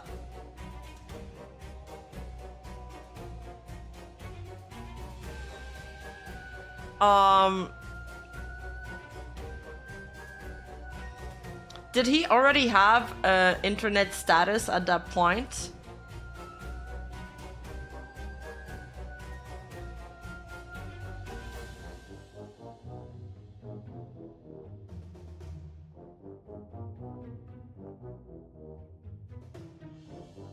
So how did he do that?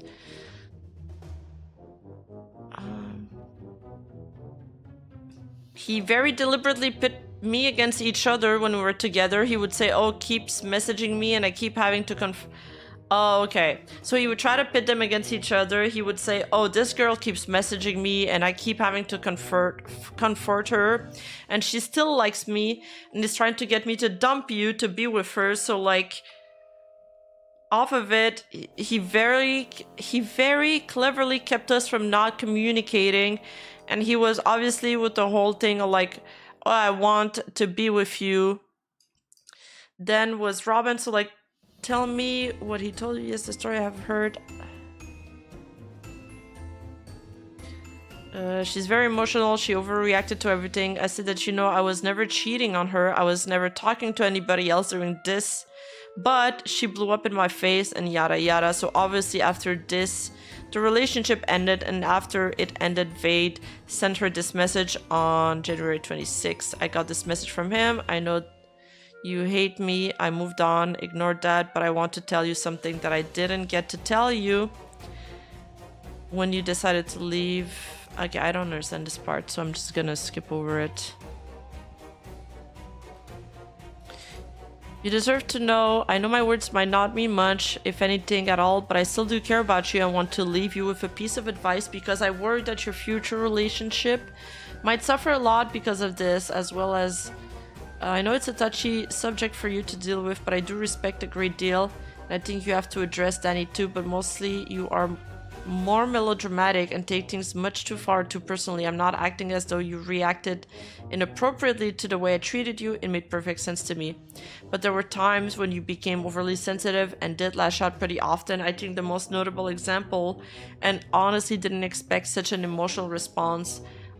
I've been to different people with similar issues and never really had this kind of response before. This is to him saying, oh, I've been dating her a month and I don't love her anymore. What I do know, you can't help it when you get too emotional, when you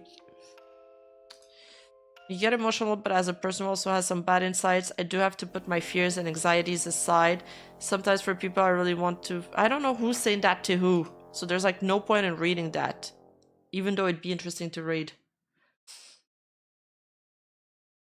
Dude, a bigger love triangle than Twilight. Yeah. So, I mean, the cheating, the love triangle is shitty behavior if it's true. It's shitty behavior, but it's not a crime. It's not like the big allegations that they said at the beginning of the video, so I'm still waiting for that.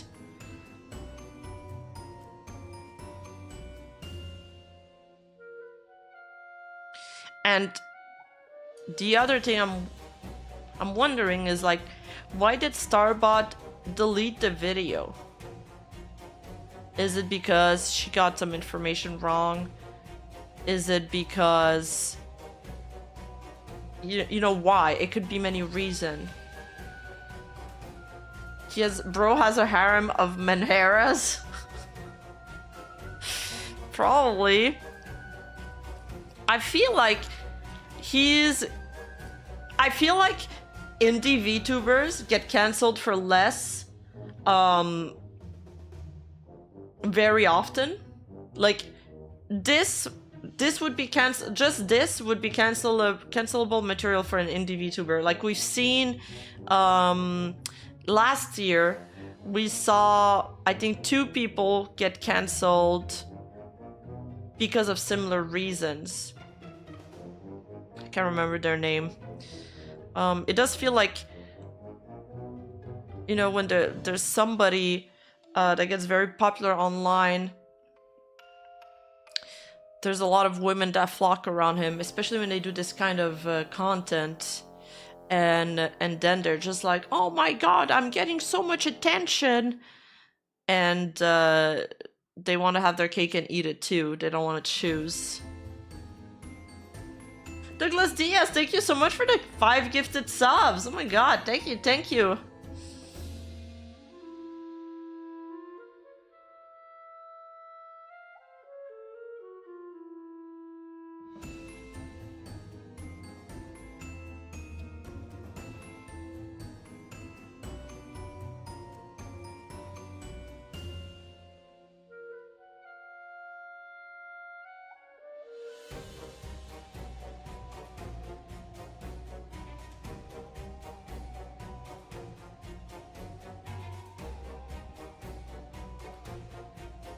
I say we make Vox date Mika and Neko.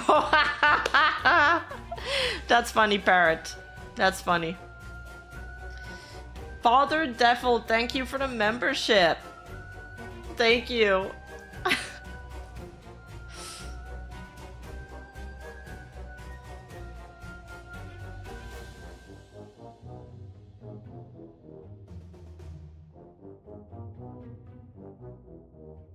Okay, so now it's like the second part of her video where there's a girl, she wants to remain anonymous. We're gonna call her Pink. Pink did say I could share this screenshot about what happened when the relationship ended, and I also have the clip that the Danny shared earlier about how Pink was really broken up about Vade and how Vade had kind of used her. So I think this is like a bunch of girls coming out of like shitty relationship. They got played and they're kind of retaliating with this. I mean, it sucks that they went through this. Like, shitty relationships suck and they can really hurt somebody, but at the same time, it's not a crime. You know? It's not, we're still not at the level of the heavy accusations that were levied in the intro. But then again, we really haven't read much of the doc because we have to scour through all the evidence ourselves. Otherwise, I just have to take the dog at face value.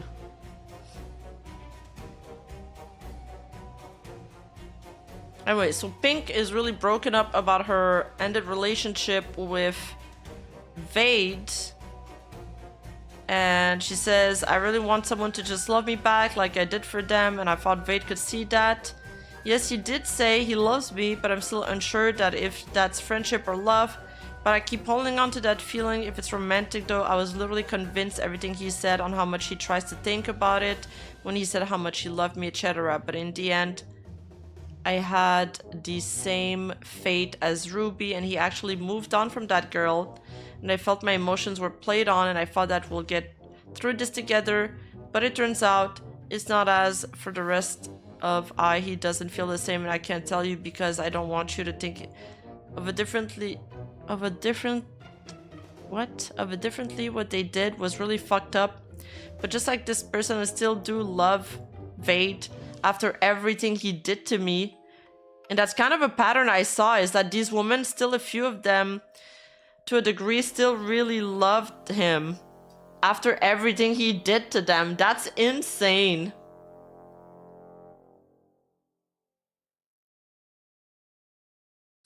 Yo, just got here, so what I miss? Is Vox being a Fujoshi bait and going hard on the BFE? Oh, how could this end badly? This is kind of what I'm realizing now, is that basically he's always been like this. He's always been kind of like sexually suggestive, really like, how do we describe this kind of personality? It's almost like he's a host club person. Like, I guess he's really good at talking to women and telling them what they want to hear. But like, the women he's getting are also all like emotionally unstable Menheras, and they're also, I mean, they're also really young. Like, I'm gonna give them a break and say that they're also really young.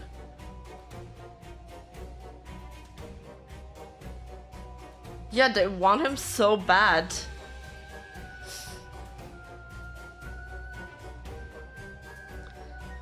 Because he's a smooth talker, he's very good at playing it off like it's your fault, and he's always the victim and you're always a perpetrator. I want to show these two clips from Danny and Ruby that kind of go more in depth with that. It sounds like he was okay, whatever.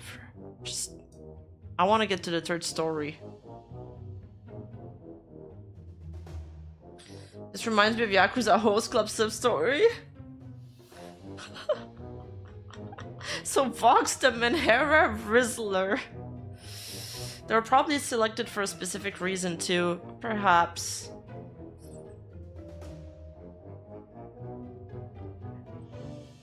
He's manipulative. And I think at that age you don't necessarily have the tools or the experience to tell yourself like, this person's lying to me, because most people would tell you the truth up until now.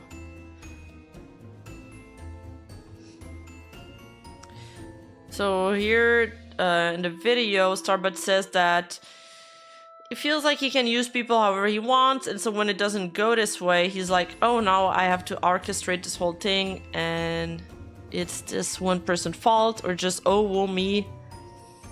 Me is now at this point I want to shift to Pink's friend Leah. I'm sure a lot of you who have been on the channel to a degree know about Leah VA. She's a, yeah, so these are all like internet people. So they're all already like, probably don't have the best social skills. And it's like, it's a shit show. It looks like a shit show.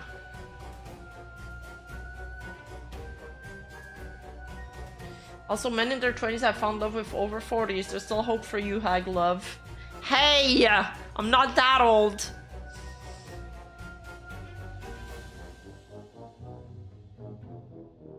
It's Fox over.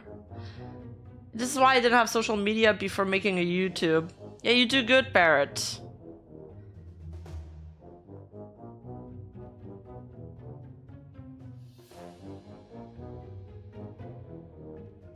The last relationship was a lot less dramatic in the sense, but you know, in the beginning of the Ruby saga, we had a three-way cheating going on.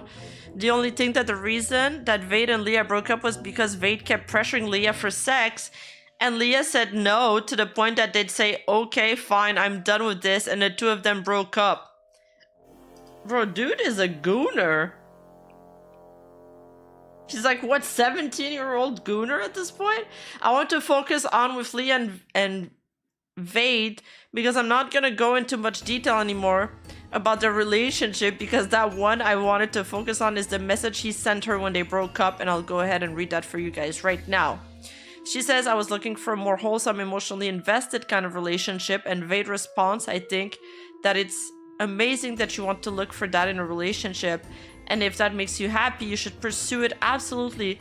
But all I will tell you is that kind of love is rare, and when you find it, it may very well last you for the rest of your life. See, I think this is where you're going to have to make a sacrifices, because I recall at the start of the year, you were saying maybe this year I won't be single, and how you've been lonely for a long time. That's okay, but I think wanting for a relationship so badly is going to come with a compromise, which is usually going to fall into the category of sex. The short answer is either you're going to get lucky or you'll have to sacrifice your refusal of sex or relationships entirely. I want to be very clear here in highlighting that was sent to a 15-year-old girl when he refuted. Oh, when she refused to sleep with him. Now this is just a little sidetrack that doesn't really fit into any of the three chronological parts that I wanted to outline. Okay.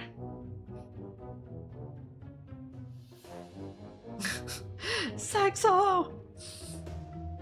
That is a very pragmatic answer. That is... It all makes sense now that he's a Fujo baiter.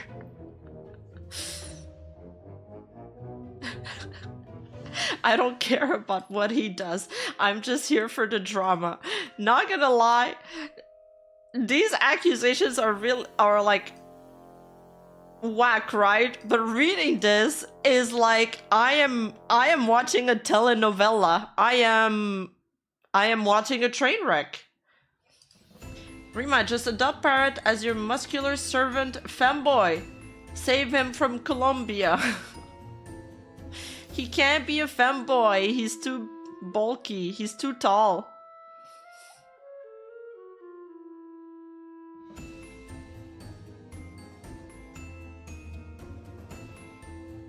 Okay, I wanna get over this transcript. I feel like reading this a little boring. Let's just look for the part that happened in her apartment. Okay, I think we're here. Apartment, Thanksgiving. 222. She describes this as a very traumatic event that happened at her apartment. It was traumatic for her. It was traumatic for her friend, who I'm gonna call Green because she doesn't want her name shared. And Vade just had gone on Dee's public discourse and is just blatantly shaming her and lying and telling a different story that happened. And that's kind of a wide degree. That's what pushed me to make the video. It's because we're not there to defend ourselves, and is the one who's sharing basically and lying about really private information. I'm not the one who shared this first. I want to make that very clear. I'm gonna go ahead and share this with you guys. Okay. So I guess he probably attacked them first in Discord. This is what I'm getting from this transcript. He probably attacked them first and said, it looks like he made some allegations on Green, probably because she was an adult and he wasn't at the time, and they're making this video in response to that.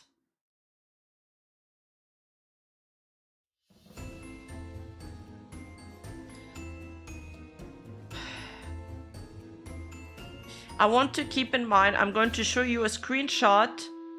Word evade confesses to... Okay, I get it. I'm going to show you a screenshot where Vade confesses to being the instigator. Dude, I wish we had that video because now we cannot see that screenshot. And it's actually an important screenshot here. I want to make that very, very clear. Vade confessed to being the instigator. Now we have to take her word for it though. He never at any point to me or to her, because he knew it wouldn't get him very far, came up with this excuse. If she came on to me, no, that's probably too much information because I haven't shared the story with you guys yet. So I'll go ahead and share my perspective because I was there, and then I'll share Green's perspective, and then I'll share with you what Vade was saying in these public discourse.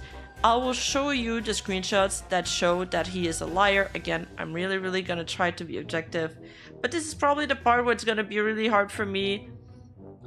So my friend Green and Vade were both over in my apartment during the summertime. We both had a cuts off. We all had a little bit of drink. Vade had, from what I remember, a knee anyway, vein. Okay, transcript mishaps. Vade had a lot less alcohol, and my friend's a little flirty when she's drunk. So I pulled him aside and I said, hey, you've got a lot less alcohol. She's never gonna initiate anything. She's just really flirty when she's drunk. Don't get the wrong idea. I do not do anything. I'm gonna go take a shower and I'm gonna be right back. So I go and take a shower and I come back and he's pinned her to the floor and he's making out with her. So I pulled him off each other and put both of them to bed. What? Wait, that's the worst idea. Why are you putting them both to bed? In the same bed? And I'm like, I'll deal with this in the morning. I go downstairs to get a smoothie. I came back upstairs and he's pulled her out of the bedroom that I put her to bed in, and he's trying to convince her to sleep with him. Oh, okay, they're in two different bedrooms. No, they're in two different bedrooms. Yeah, because he's trying, in this description, he's trying to pull her out of the bedroom that she put her in, and he's trying to convince her to sleep with him. And from what she has told me, and from what he's kind of told me, she has an anxiety problem, and he was kind of taking advantage of that. How can you, dude? What do you mean you have an anxiety problem and you're taking advantage of that? I have an anxiety problem. Doesn't it cause the opposite effect, that you don't want to do things if you're anxious? Is this about Vox or a teenage girl from the movie Mean Girl?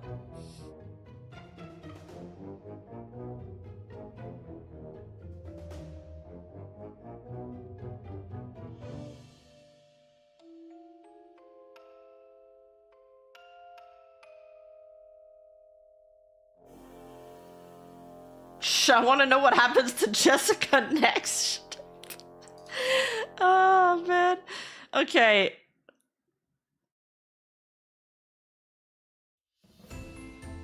Okay, yeah. I remember now. They're blaming the anxiety. Okay, they're saying that he took advantage of her anxiety problem because he was trying to convince her to have the sex with him by saying your anxiety is gonna say this isn't fine, but it is fine. You need to do this with me.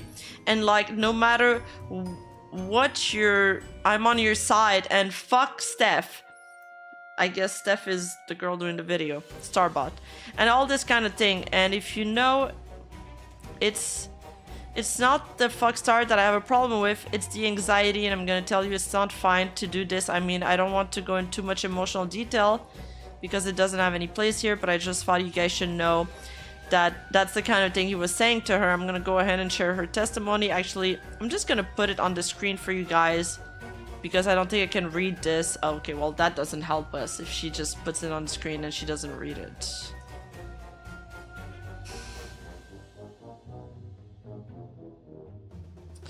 I'm sure that Vates is going to bring up the fact that he's brought it up before when he went on a public discourse trashing her and telling her it was her fault. He was 17 at the time and she was 20.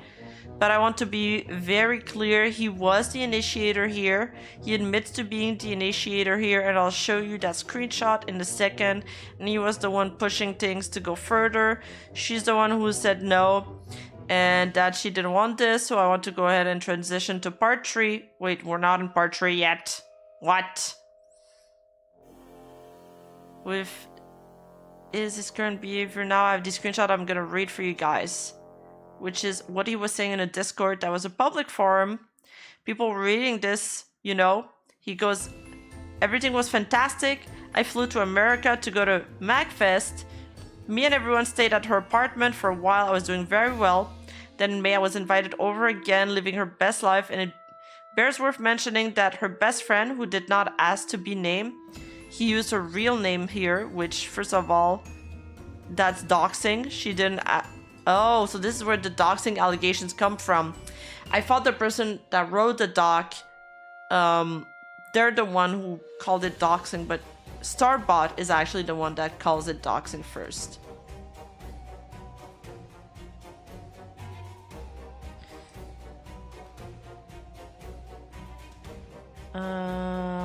Yeah, you do not deserve the ability to put her real name there, that her best friend Green was staying over at the time. And he goes on to say that Green is very emotionally dependent on me. Damn, everybody's really emotionally dependent on him, I guess. We decide to get drunk and hang out. We're sitting there when... So, you know what? Everybody's very emotionally dependent on Vox. His fan base is very emotionally dependent on him. The 3 women he was having a love triangle with. This 20-year-old girl that he just met. Like, what is this? He's got some insane riz?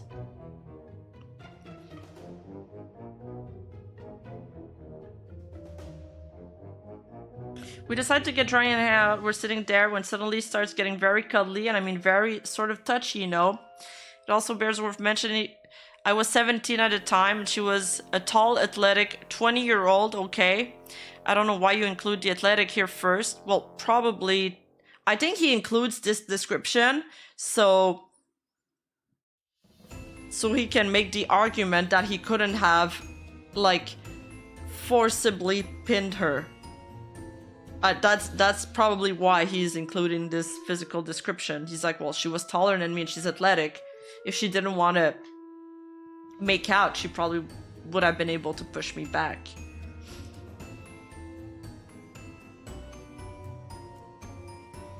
What's not happening to all? You're the one who initiated the kind of thing. Vade says, and Steph says, if y'all start making out, I'll be mad. We laugh it off. No, that's not what happened. I pulled you aside specifically. I sat you down. I very certainly said not to do anything. I'm just gonna be gone for a little while. You're not as drunk as she is. She's not gonna do anything, so you need not to do anything either. I think it's a joke because I'm too blitzed to really understand what's going on at the time. That's Vox, like, / Vade saying that to his Discord. Steph suddenly says, I'm going for a shower. I was not... Suddenly, I told you this before, I went for a shower and leaves, and as soon as she does, Green climbs on top of me and starts making out with me. Doesn't ask for a yes, just does it. Okay, so we have like a he say, she says situation here. Right, I'm gonna just interrupt here, and now I'm going to show you guys a screenshot. It's from a conversation that Green and Vade had after this whole thing went down. The screenshot reads... I get that's what made you pissed, and I really didn't know what to do. You know me, I'm terrible at trying to push things in a situation like that. It didn't feel like I was taking advantage of you. It felt like you wanted it, so I thought it was okay.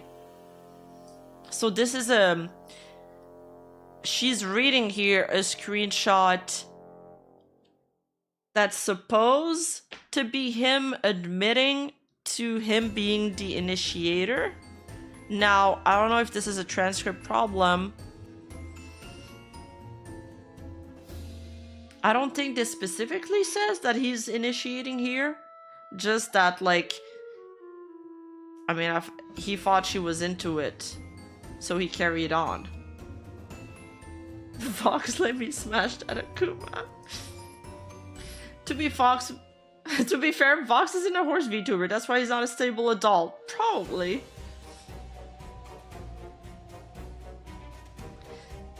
Those were the words she used. Don't take advantage of her while I might be so inexperienced to the point where I might have misread that and done it anyway without meaning. So that's what I mean by that if I took advantage of you, it was without any kind of ill will or meaning. Oh, this is still him saying that.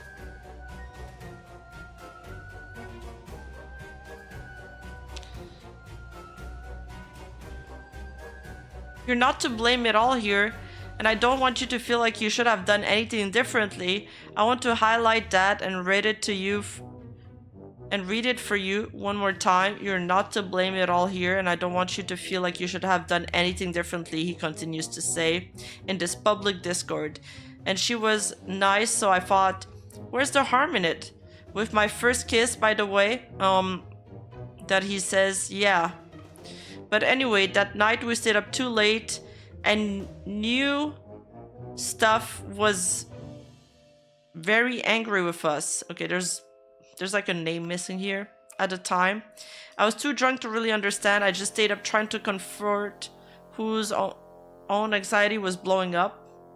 Another name missing here. And then he goes, because here's the thing, Green is gay now. I want to go in depth about this. You just publicly outed her in a format where she could not defend herself. And also, oh, so he's like, oh, whatever, anyway, she's gay now. Oh, stuff is like Steph. Oh, that's what it is. Yes, yes, you're right.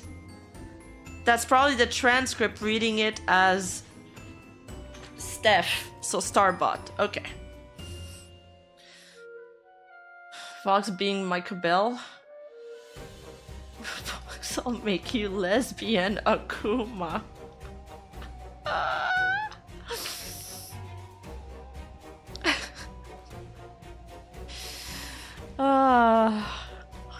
What did I get myself into, man? What did I get myself into?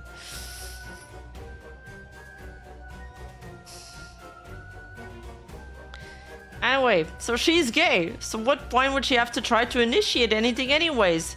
He says, so when she's drunk, why does she just go for it, you know, to me? And I've asked my friends about this as well, and they agree it seems like she did it so because she knew I wouldn't be able to resist. And she could spin it in a way that got Steph to hate me because she saw me as a threat to the exclusivity of the relationship. And so he says, see, her answer to that was to limit the work I had to do one small video per week, and my pay was reduced from 50% to 20%.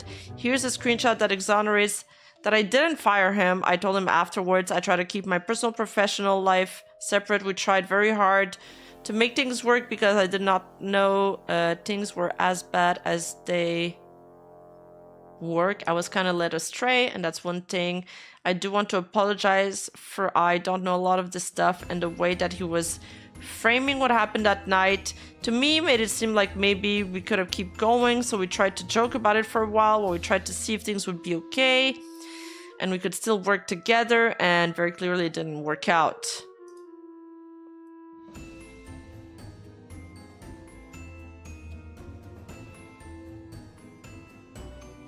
Okay, if he's like, there, it's work stuff after that.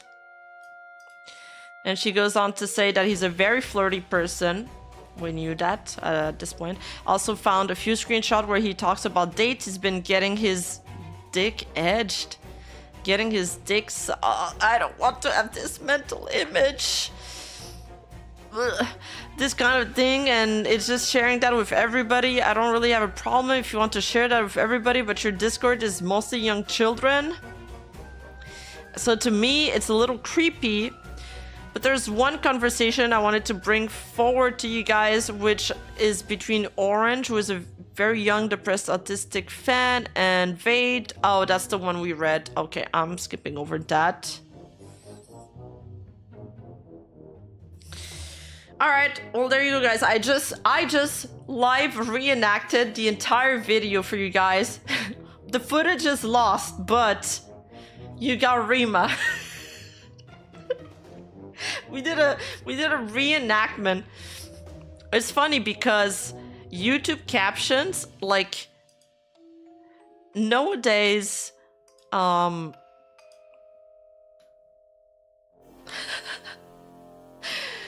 nowadays, a lot of these editing, like video editing tools, they will do a transcript of your video, and you can edit via the transcript, so it's like really nice.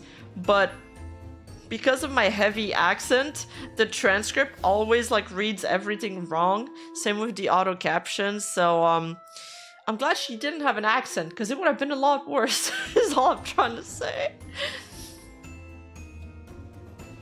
Are we free now? No, because now we're back to the Google Doc and we're only at chapter 2. I'm gonna take a sip of water first. We're only in chapter 2.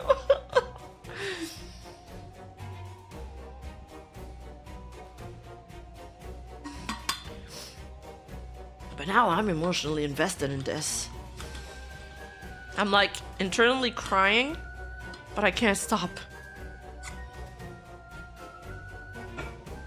Okay, the blog post. Before diving into Starbot's response, which I technically include too, it's important to address the elephant in the room. Under Lino, known as Tumblr as Fallen Child, please not go harass them, she defended Vox in response to Starbot's video on October 12, 2018, about a month and 4 days after Starbot's original release.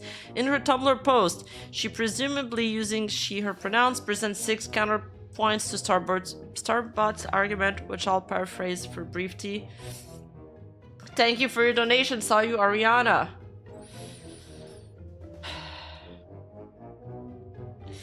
No one talked to his supposed victims. 2. All the screenshots were made on the 5th and 8th of September, and the earliest dates lines up when Vade posted his Patreon, so it was an attempt to defame him. Vox Discord server wasn't public, it was an invite server, so it wasn't actually public. I guess this is a counterclaim to, like, he had a bunch of child in his server. There was no screenshot confirming the alleged relationships, and screenshots can be easily manipulated. Everyone is manipulative, so Vox's actions are being largely exaggerated, and Starbot made a much bigger deal of saying Green's first name, claiming that alone isn't doxing, and that most adult women wouldn't care if they were outed. 6. Vox was a minor at the time of the assault, had a rather small frame, and they were both drunk, so no one is at fault here, and even if someone had to be, it would have been Green, as she was 19 when Vox was 17.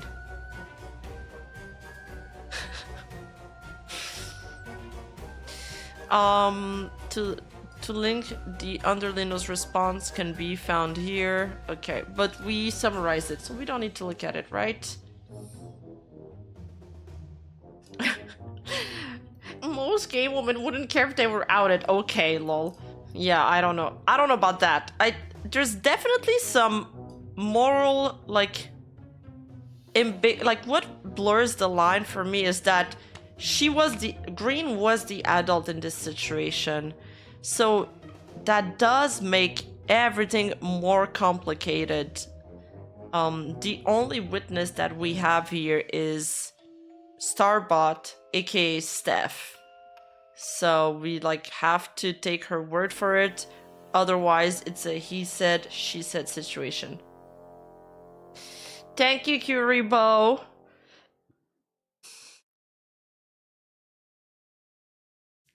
Aside from the fact that a lot of what Underlino said is objectively wrong from a legal and social standpoint. Dude, I told you guys we should have watched One Piece today instead. It does give a small insight into a few things that the script couldn't give, such as the quote, they were both drunk, but the minor got the blame. In all the screenshots that Vade talks about, he sounds constantly shamed about it, like he has to take fault because he's a boy. This quote tells the reader that at some point in the video, a screenshot clip was posted where Vox admitted to what he did to Green. That's the screenshot we read out, right? But that we didn't see. See, it was actually helpful that I went through the transcript. I feel like, did other people that covered the doc go through the transcript? Because I feel like it did give us like more clues. Not in the server where he allegedly lied about everything, but most likely in DMs with Starbutt or one of his former close friends. Thankfully, we don't need to break down each point and talk about how wrong they are, because in November of 2018, Starbutt did that for us. In November 2018, Starbutt Dubs posted a blog post on Tumblr as a short follow-up to her video 2 months prior. The post was only archived twice, the first time some months later, leading to some images not being properly preserved, but ones that matters were preserved, such as evidence of the cheating allegations. Ooh, so we're gonna have some screenshots. This took place in early 2017, when he was between the age of 16 and 17. If the information obtained from browsing through different websites Vox had used in the past is valid. I'm sure of the validity of these users on these websites. Fan fiction. And they are directly linked by Starbutt in several of the video Vox voiced in. The previous link provided can be seen in the description of these following videos for those who wish to see that they were publicly available via Starbutt's channel. And another thing, according to Starbutt in her first follow-up Tumblr post, she had mentioned that Vox would repeatedly slander me to other people in public discords and would trash me anywhere he got the opportunity to. He was very bitter about me not allowing him back on the channel, which I suppose I understand, but he quit in the first place, so I don't know why he couldn't let it go. Yeah, we read that. He would tell people that I was a horrible person who oppressed his creativity and ran the channel like a czar. She would end up debunking this in the succeeding sentences, but I felt it necessary to include this here as the video did not mention the slander behind the scenes as much.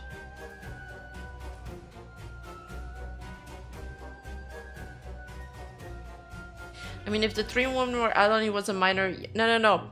There's only... No. Okay, the 3 women were minors. He was a minor while he was dating them. For them, that's a separate thing. There's cheating allegations for that one. Now, for the other thing, this is a SA allegation that's separate, and it's between him and Green was the adult.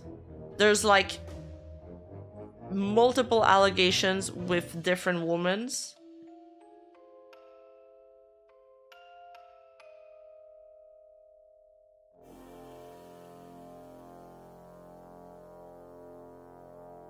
Underline AU. Why are you saying that, Criziden? I'm confused.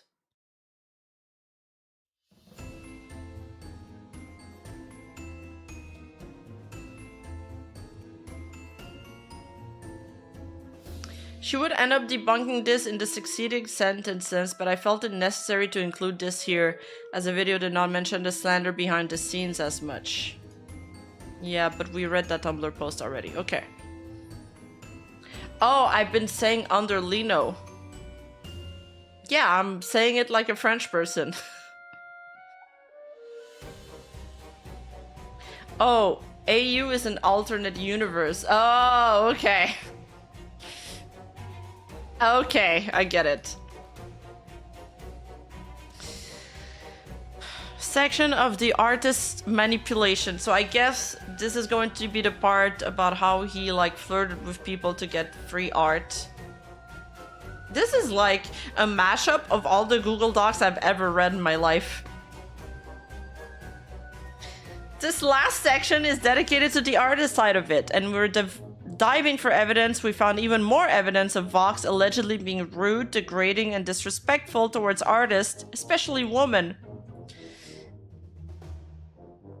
Oh, Undertale had like 1,020 million alternate universe. You know, one thing, like, when he says that he will tell people that I was a horrible person who oppressed his creativity and ran a channel like XR, for some reason, I just can't keep on thinking about when he did that ASMR roleplay video where he pretended that he was being like attacked or was having a panic attack, and his fans got really upset about it. And then after that he was like, you guys are being parasocial about this. I have the right to be creative on my channel, and this is important to me. I don't know why that's what popped up in my mind. I don't know if it's valid or I'm schizoing out. I'm just saying it made me think of that. That's it.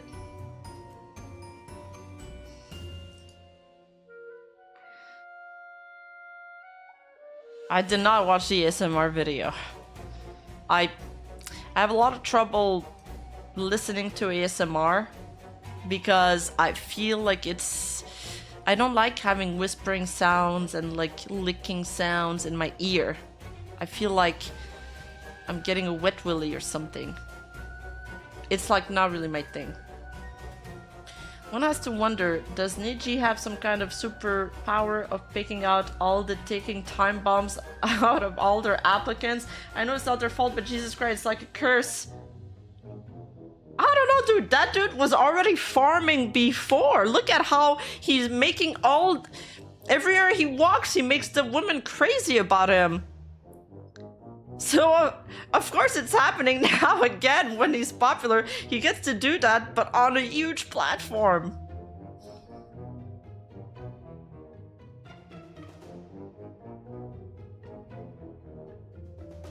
As for the ticking time bomb thing, I don't know, because he's barely been streaming. If you watch like Parrot's last video, I think you show some stats, right? And he's like one of the people that has been like streaming the least, right?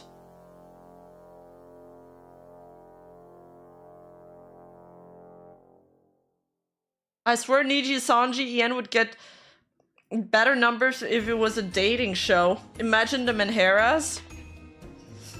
Niji, Sanji, Love Island edition.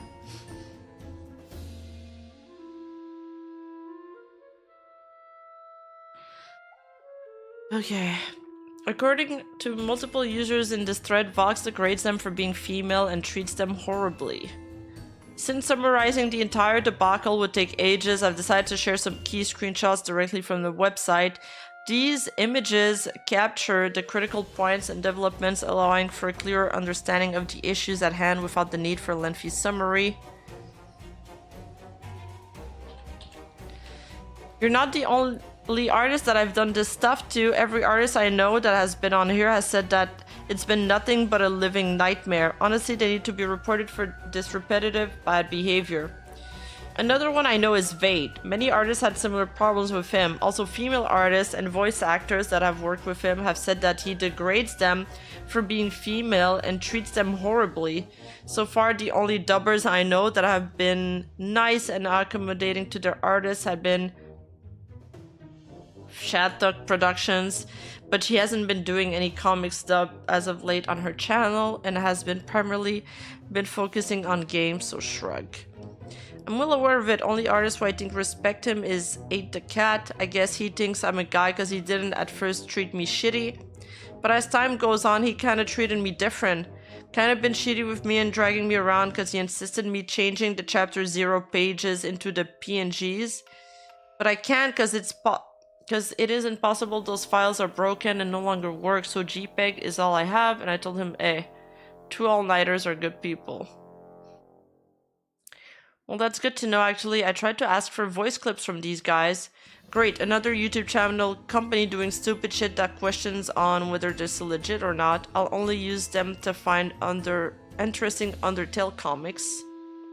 I would recommend Vade, but he had some controversies in the past with Starbud dubs. I'm unsure if even he's legit or not. 1. Don't ask Sans Comic TV to do a voice clip, they will never do it. And they're not legit, never ever were legit, I know. Ha, Vade is a joke. He still hasn't given me a clear direction on what I should do to send in my comic pages to him, so I assume if no one else suggests a comic on his Discord server, I think he's not wanting to do the dub anymore. Okay, well, that is like... You're just trusting some, like, random comments on forums, like some hater comment. You can find somebody hating on anybody online. I don't know if it's it's not very strong. This is not very strong evidence. So yeah.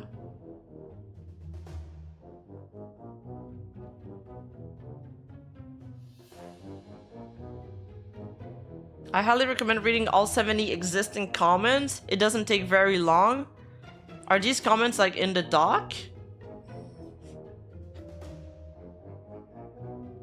Okay, anyway, the community's reaction. After the video was made public on YouTube, people did not take all this information lightly. Many of Vox's former friends were quick to condemn him, including Max out of 10, Hawker the Gary, fan groups for handplays on Amino, and even fan artists on DeviantArt. Even Vox replacement, referring to the VA who took over most of the male voices that Vox had left behind, had made his comments on the matter in 2022. With all of this evidence, response, and former friends dropping him left and right, the biggest question on everyone's mind at the time was, when will Vade make a response? Well, he didn't. As Starbuck predicted in her first follow-up thread on Tumblr, Vade is not making a response video, nor do I think he ever will be. We already read that.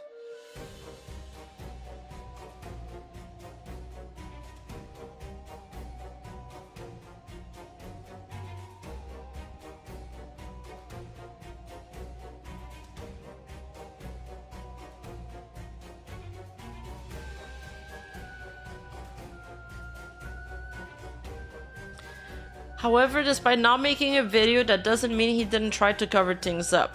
As stated in the video itself, he lied on his public Discord server and claimed that everything from the kissing to the almost sex was consensual, even going as far as to say that Green took his first kiss.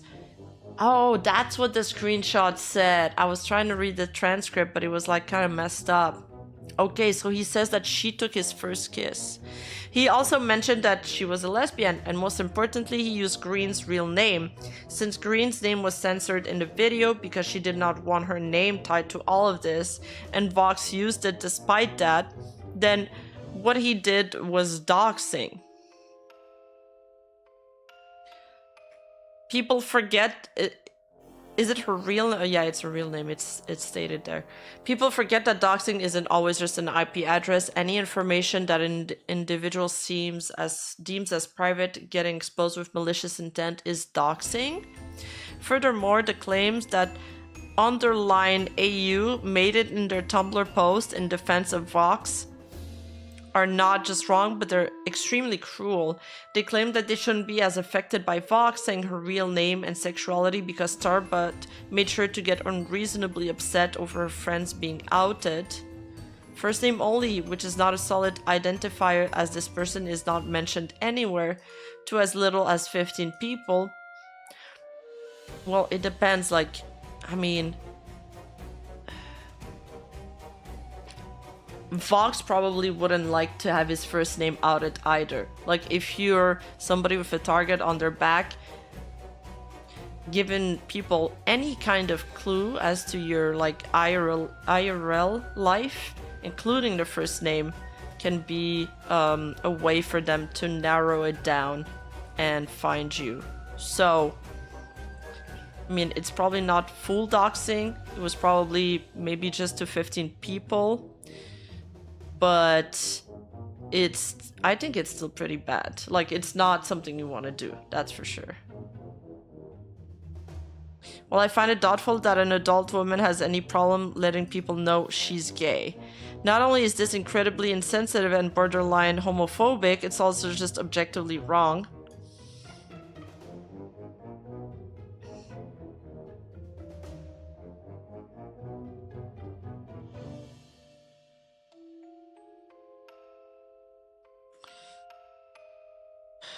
This took place in 2018, and unlike now, LGBT rights were not as secure they are today. This document was starting in 2024 and finished in 2025. Things are subject to change. Gay marriage were outlawed until 2015. Okay, this is too much yada yada. As for the doxing rehash, even saying someone's first name when they specifically want this information private is an example of doxing. If I had name drops Vox's actual name at any point in time in this document, that would be doxing. It was clear Green wanted her name to be private and Vox intentionally disregarded and violated that boundary. Doxing or not, it's just a disrespectful thing to do no matter what, but it is doxing, end of story.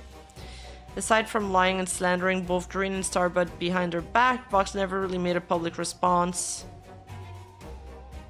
So how would Vox recover from this?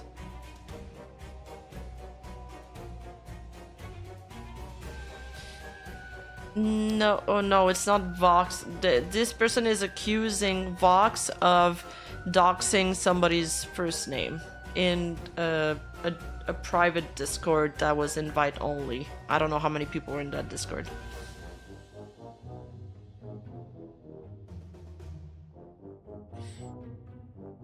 What does I am gay have anything to do with any of these?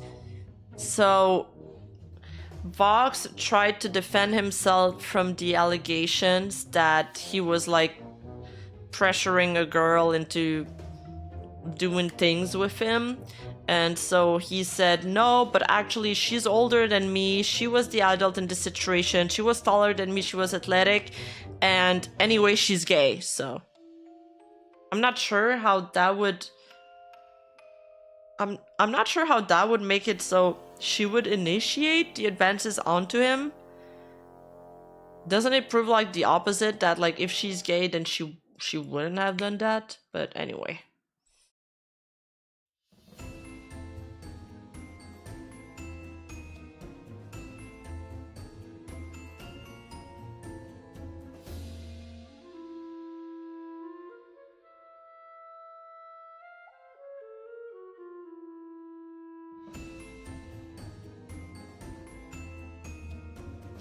What does gay marriage have to do with anything?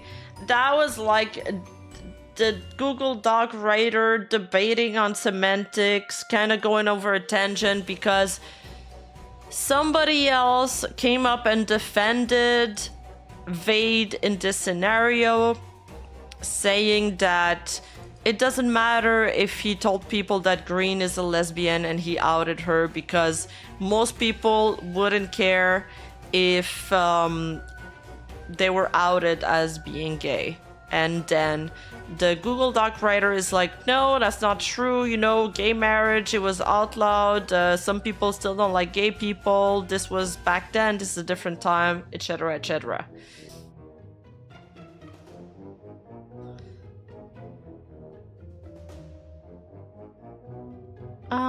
Before we talk about how Vox became Vox, we need to discuss the result of the falling out that happened. Vox already had a fanfiction.net account linked with most, if not every, comic dub he was credited with on Starbutt's channels. When he left, the question would arise of what would happen to all the series that he dubbed. However, the answer came before the drama had even appeared. On June 2nd, 2018, although the channel was made on January 31st, 2016, its first upload, at least when you look at this channel as of making this document, was made about 2.5 years later. This channel, that was called Vade at the time but would be changed to Callisto, supposedly on July 11, uploaded Undertale comic dubs exclusively. The only exception were when he dubbed 2 Star Wars comic. Okay, I don't care about like his work biography. It's not exactly certain when his last upload was or when his stream started, but by using a proper backlog, we were able to find the closest thing to an announcement of a name change. On July 11, 2021, Vox, under the name Callisto at the time, and using that account, posted a video titled Moving Forward, similar to Starbutt's deleted About Vade video. Only the script, statistic, and description are available. Oh my god! There's no videos alive. I'm not reading another transcript. I'm not ready to go through this again, guys. I'm not ready to... Is there not like a schizo somewhere that's like reenacted the video, that's put it back together? Like surely somebody's done that, no? Thankfully, the video is only 9 minutes. Oh, thank God. Okay, and the links to check out that script will be in chapter 5, part of the appendix. But to summarize quickly, in the video, Vox describes his new identity as Callisto, an alien that needs to learn human behaviors before he's allowed to socialize on Earth, and wants to learn human behaviors by being a VTuber. I don't know why this made me laugh. Discusses his conflict as Vade and his mental health and how he wants to move on and do greater things, and that if you, the listener, would like to join, that would make him super happy and grateful. The video itself was recorded, according to Callisto in the video, on July 10th and uploaded the next day on July 11, 2021. The timeline between July 20th, his supposed start to his daily streams, and December 20th, 2021, which is Luxium debut, is largely unknown. Wait, what? The video itself was recorded on July 10th and uploaded the next day on July 2021. The timeline between July 20th, which is like 9 days after, and December 20th, 2021, which is just a few months of the same year, which is Luxium debut, is largely unknown, but we can most likely presume that either A, he streamed every day until his debut, or B, he didn't stream at all because he got accepted, or C, he streamed on and off and switched to Luxium when it was time, but we know that he had at least intended the stream as he had commissioned someone for his stream alerts. The person he commissioned was Cycle of Fates, and he had everything to go from the offline screen to the overlay to the logos, all which we can be found on VCorp's JP's in the website.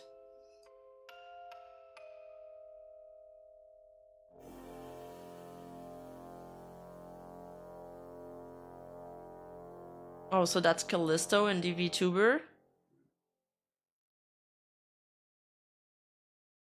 Completed project, offline screen, Callisto overlay, logo, okay.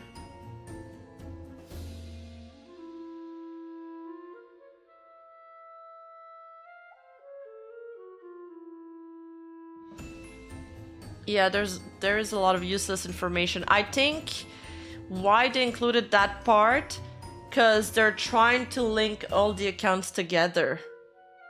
And they're trying to give proof as to, you know, Vade is Callisto, etc. is being Voxed. I think that's what they're adding that. Around 10 months ago, the allegation from Vox PL resurfaced from this video. Yes, I remember that. Okay, let me give you guys a recap, alright? Some of you guys... Maybe we should have just watched this video. Looking back, maybe we should have just watched this video.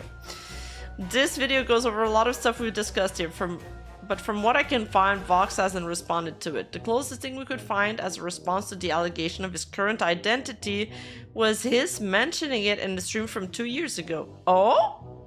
I'm curious now. So that begs the question, what has Vox been getting up to under his current alias? Chapter 7, Vox Behavior.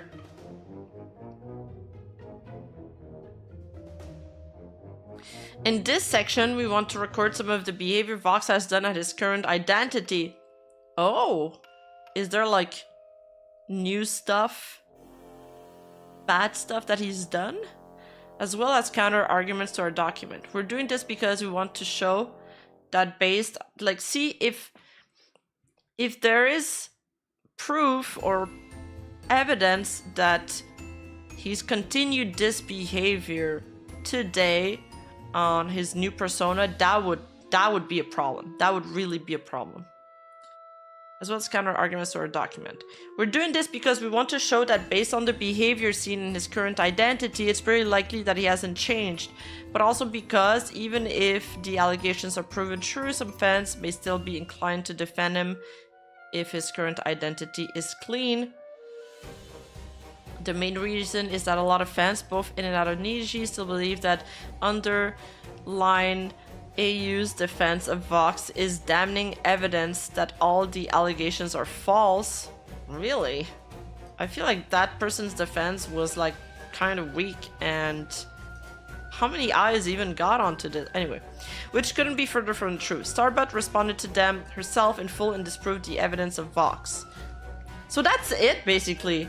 It's all the allegations come from the Starbuck era, and there hasn't been other stuff on Callisto. I thought there'd be more. But most importantly, even if you take all the allegations we mentioned out of the picture, he still has done some pretty questionable actions in Nietzsche. Alright, let's hear it. What is it? What is it? So let us reiterate. If you believe that Vox is innocent only because of one person coming out to defend him, okay, you don't need to reiterate. We just read that.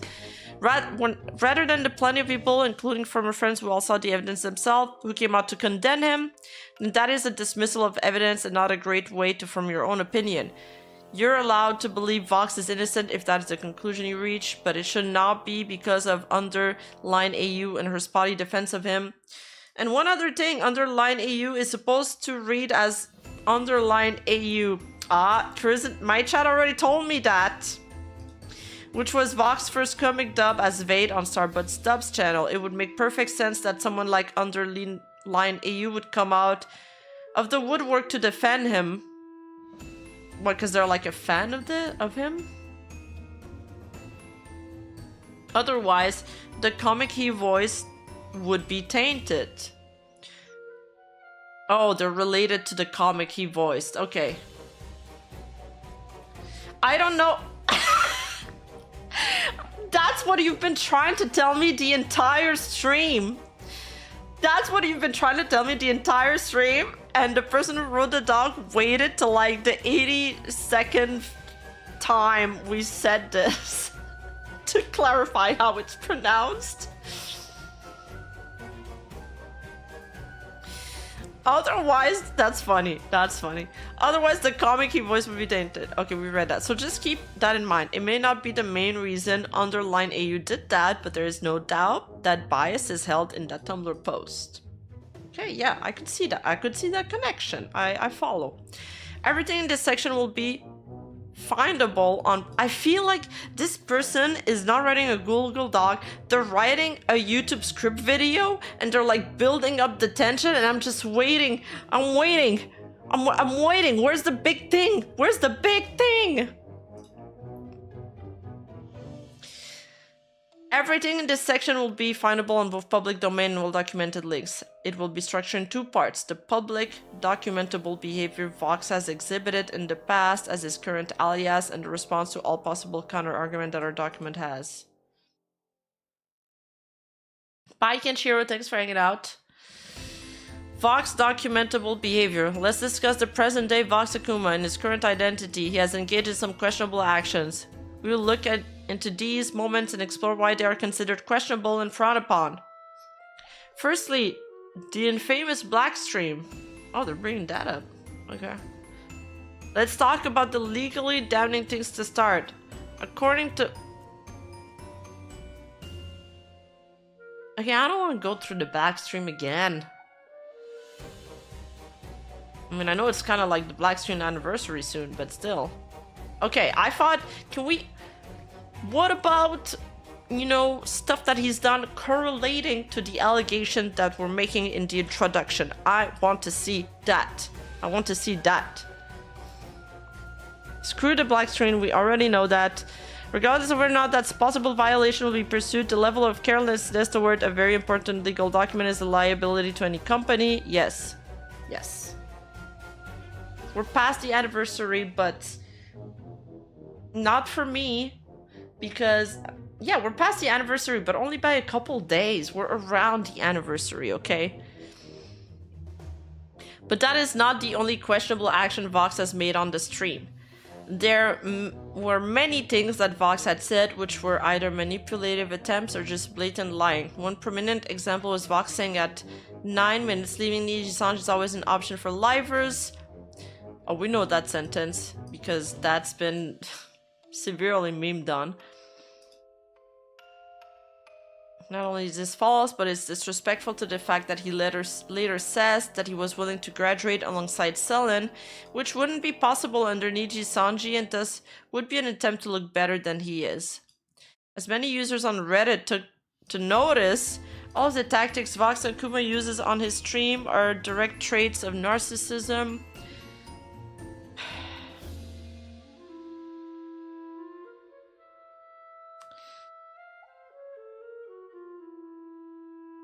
Narcissism, yes. To half paraphrase, half quote the main points of the post, he uses tactics such as emotional manipulation, guilt tripping, and excessive praise. All of these traits can be found, along with a whole bunch of other psychological tactics that we will discuss at length in different parts of the video. I think general comment on like the Google Doc stuff. I don't know if I like when they do like the pseudo psychologist thing. That's not super convincing to me. Wait, chat is saying the same thing. Armchair psychologizing. Yeah, I feel like it feels like it doesn't have its place here.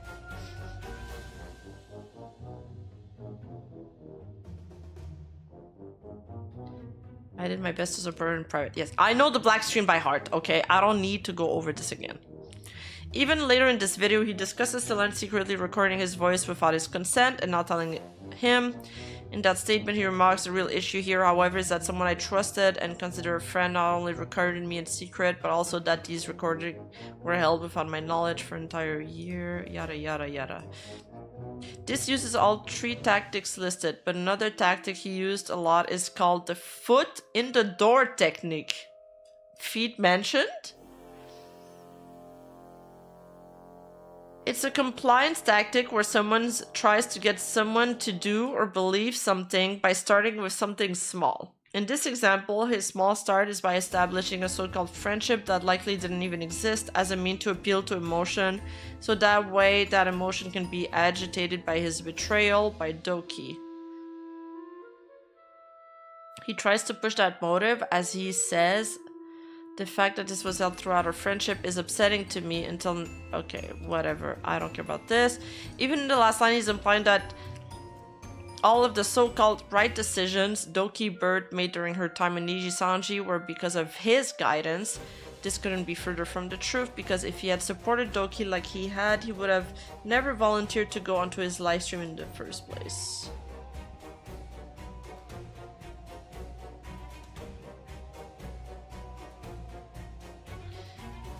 I remember all of that, Kursiden. Every single sentence. I have watched and rewatched this so many times. I've had to cut it for so many videos. I had to find the timestamps so many times. I'm just like, it's like etched into my mind. Unfortunately. I have all the useless information in my brain. I could go on and on about all the things Vox has done in that stream alone. But the last notable thing I want to talk about in this topic is what happened after it. The Lyra, Ike, and Vox reputation all took hits from this, but instead of perhaps trying to cheer everyone up or take some accountability, what does he do? He starts streaming on Bilibili, one of the most prominent traits of narcissism. And a decision that ultimately cost him, as later in the year Bilibili had revealed that VTubers would have to give their real name and identity to be allowed to stay. I don't think that ended up happening for Niji Sanji. I think they just operate under a company and they don't need to give their real name, right?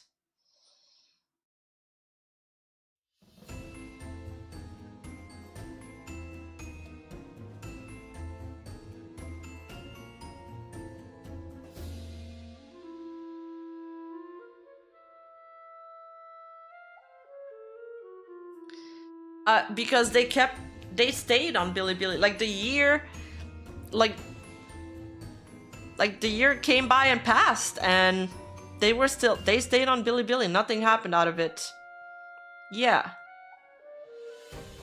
so it's whatever. Okay, that part shouldn't have been in the doc. I mean, I feel like all of this part so far shouldn't have been in the doc.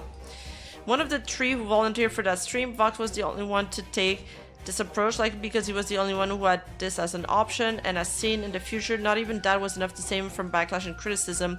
Now, one thing I am curious about is this photo, because I've explained before in my videos on Bilibili, the chat messages are displayed directly on the screen. So, is he getting spammed to graduate, or is this an edit?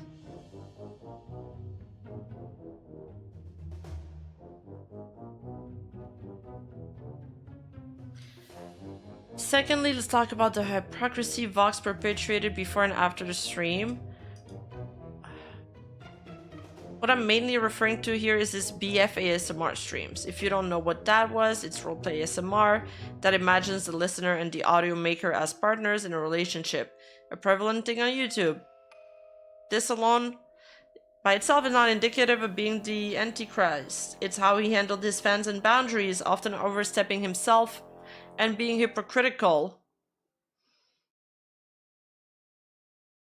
To summarize, you and I are not in a relationship. If you attack my friends or anyone I collab with, you're a dumb fuck and I don't like you. I'm sorry for being so blaze about addressing issues in the past. And I'm sorry for brushing off criticism. I will be better, thank you. However, exactly 3 days later, he immediately made a livestream titled Early Morning Zatsu, I Love You.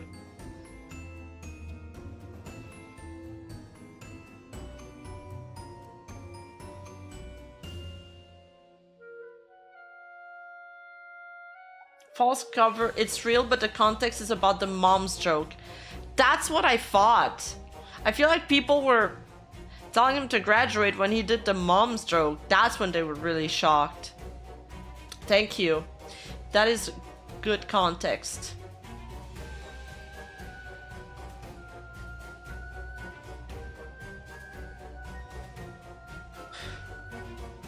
It's pretty obvious from that alone he's willing to ignore his set boundaries for the sake of getting money. I mean, okay, from everything we've read in this document, I don't know if there is sufficient evidence for the quote-unquote perceived crimes he committed, especially like the bigger ones like SA and grooming and all of that. Now, for his personality though, what's transpiring from this document, if it is true, is that he looks like somebody that's like, you know, he likes the money and he likes doing this kind of stuff. He likes the attention he gets from women, and he doesn't like the downsides, but he's trying to, you know, navigate both things while getting both, it seems. I could see that. I could see that. And while it's understandable from a fiscal point of view, it's incredibly damaging from a social point of view, where a person cannot stick to the boundaries they make. Especially considering if you look at Vox uploads, his latest ASMR was 6 months ago. Sure, he may have moved on from that, but he never actually stayed consistent with his boundaries and standards across his entire career. I mean, that's true. That is true that he's never stayed consistent with his boundaries, and that's something he's been criticized to a lot. Is that relevant to everything else before? Not so much. I feel like they're kind of picking at straws here. I thought there'd be new allegation, but it doesn't seem like there will be in this section. It's also a horrible look that the only streams setting clear boundaries have since been deleted. On top of what we've already shown, there are some posts he made that directly contradict what he said and are completely inappropriate. And this was in the same year, less than 6 months apart. On November 1st, 2022, Vox Akuma made this post regarding a typo in his schedule. I will include a screenshot of the post in case it gets deleted later. Here's the original post in reply. I'm a big Dumbo penis weenus that taking a shower slot on Friday is actually gonna be me getting drunk on Shoto's channel. Please ignore my dumbass. However, you can still take a shower at some point. I'll figure it out.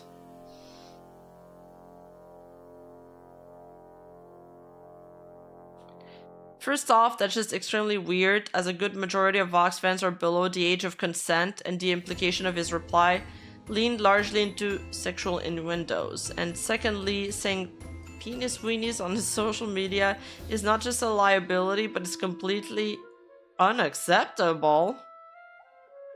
I'm gonna tweet penis weenies after this. I do not understand why this is allowed, but the implications of the get pregnant meme are worthy of the ban hammer. Huh? I don't get it. However, it's what comes after that completely veers into inappropriate. In the replies to this post, Vox posted this.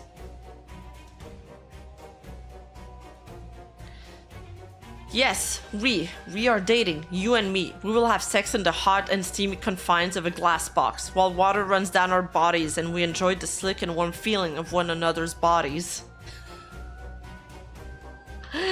I'm gonna tweet that too.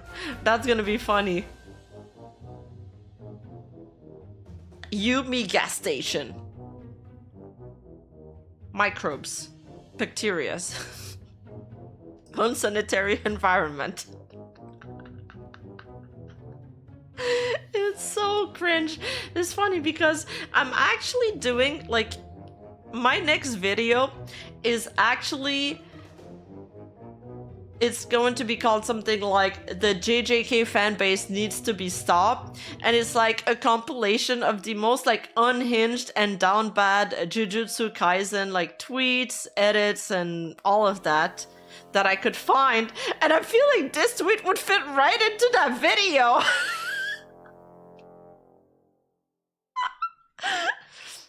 Anyway, what the fuck?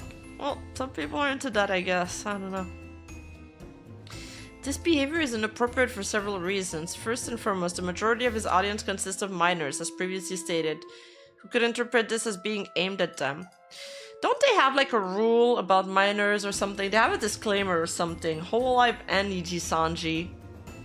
Can't really recall what it is. Even aside from that, this is highly irresponsible and poses significant risk to the company. It directly contradicts the boundaries you just set 6 months ago. That's valid though. It's true that it does directly contradicts the boundary he set, like when he did that whole rant about parasocial relationships. The thing is, yeah, he can't really control who follows him on Twitter. I shouldn't have to elaborate on why this is unacceptable. It simply isn't right. Like, if this was like a Discord server where like like people in their bio or like people in their introduction, they're saying that they're 14-year-old, and you know, you could tell that most of his server is like minors and he's like doing roleplay in his server, then it would be sus. But it's on Twitter. I mean, there's like porn on Twitter. There's just a lot of arguments we could do here. He can't really control who follows him on Twitter. And I mean, if somebody isn't there like a rule on Twitch? If somebody says, like, if somebody jokes that they're 14 on Twitch, they get immediately banned, no? Oh wait, he doesn't stream on Twitch, he only streams on YouTube. I don't know what's the rule on YouTube, TBH.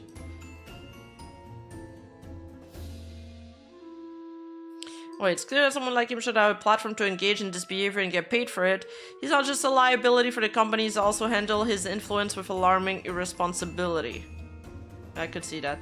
Lastly, let's discuss the attention-seeking tendencies that Vox has. While some situations, such as him begging to be in a tournament, aren't as bad, that's not bad, he just wanted to be in a tournament. Half the internet would be cancelled if those were the standards. Yeah, absolutely. Yeah, Twitch is no exception. If you joke about it, then you get insta-ban. Yep. So, like, there's a level of control you can have over your chat, but when it comes to Twitter, I think it's, like, generally accepted that you can't really control who follows you, aside from, like, blocking them. But he almost has like 1 million followers. That'd be insane. There's been a few times that this has adversely affected his fellow VTuber colleagues. One such example was when Ruka Lee made a post. Oh, not Ruka Lee again. Oh my god. This guy. We also covered Ruka Lee once. I cried to Vox before taking his... Dude, this is from Parrot's video, by the way. They took the screenshots from Parrot's video!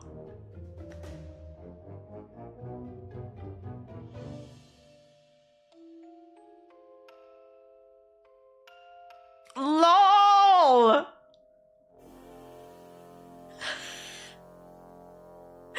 Yes! That's funny. Yeah, so, you know, Ruka Lee, first social, I cried. He's fantasizing about this great friendship that Ike and Vox have. I cried to Vox before taking his first karaoke because he was nervous, and Vox was there for him the entire time. Vox was there for his second karaoke too. Vox hyped us up for Eki's first reveal and Ike's first drunk stream, and now he hyped Ike for his 3D debut. Vox was there. The post has since been deleted, but Ike responded, which he seemed to not be pleased with. I've never cried before karaoke. Vox wasn't the only one there for the other thing either, and this makes me somewhat sad that everything I do always has to be made about him somehow instead of my own accomplishment. Now, thankfully, his response is still up on Twitter, so that's good. However, it's still very indicative of how far people are willing to go to make Vox the center of attention. You could argue that this isn't exactly Vox's fault, but he never said anything or came to Ike's defense. He never defended him and said, well, it was about all of us, it wasn't just about me. Okay, well, I think like if 2 livers came into Ruka Lee's reply, it would have been too much. Like, just having Ike reply to Ruka Lee, Ruka got the Niji Sanji fanbase like turned on him hard. He got like harassed and stuff. He had a meltdown. I don't know if he still even has the account. His silence is his asset. More importantly, the fact that they objectively lied and Vox was perfectly fine with someone lying about him as long as they made him look better is a real... What? More importantly, the fact that they objectively lied and Vox was perfectly fine with someone lying about him. You mean a Twitter random lying about him as long as it made him look better is a really bad look. What do you want him to do? Like ego search his name and reply to every single person correcting them? That's insane. That's an insane expectation to have. Like, I'm sure he has his flaws. He's obviously committed a lot of wrongs when he was young. But like technically, so far in the document, we don't have anything super damning after he was 18 years old. First of all, and as Vox Akuma, there's nothing something like super damning. You can call him cringe, you can disagree with him because like he's playing into the parasocial relationship, you can call him a hypocrite. But aside from that, you can blame him for the black screen, but aside from that, you know, related to the first accusations that we read in the intro, I don't see it. Ways that Vox has just been weird, but that's not what we're trying to go for. If we mention every weird thing Vox did, it will make this document even bigger than it already is. And VTubers all do weird and unhinged things on their timeline. Yes. I think this document should have focused more on the, like, about, you know what, it should have given us, like, a really clean transcript of Starbot. Like, they should have spent more time on that and removed the entire, like, Vox, Akuma, all of that. And the Vox Akuma response. There was no response. And then they mention that he mentioned the video made about him on his current identity from a stream 2 years ago. Sorry, not even a video, because that's too early. He mentioned these allegations on a stream 2 years ago, And then they don't say what did he say, and they don't even add like the link or the VOD or a clip or anything.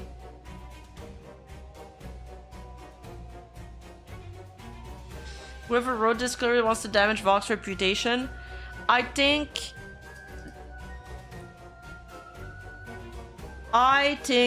that the person who wrote this just has like a Niji Sanji hate boner. And they decided to do the doc about Vox. I don't know if in their head they really have it out just on Vox specifically. I feel like they're just a Niji Sanji. They just don't like Niji Sanji. Like, a lot of people don't like Niji Sanji, but it takes a certain level of dedication to put this all together, you know? But, you know, these are assumptions, of course. I don't know them. I don't know who wrote this. It was from a burner account.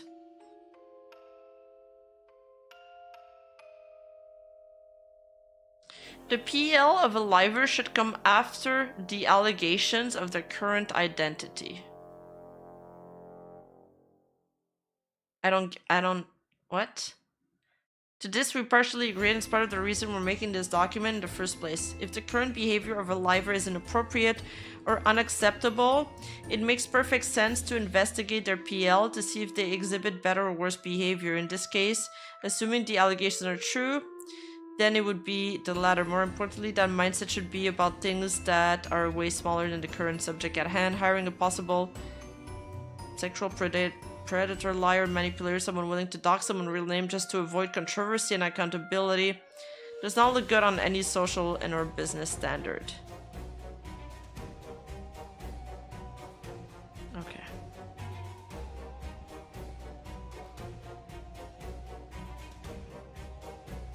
Screenshots can be faked. I mean, there was no screenshots in this thing, so I don't even know why this is here.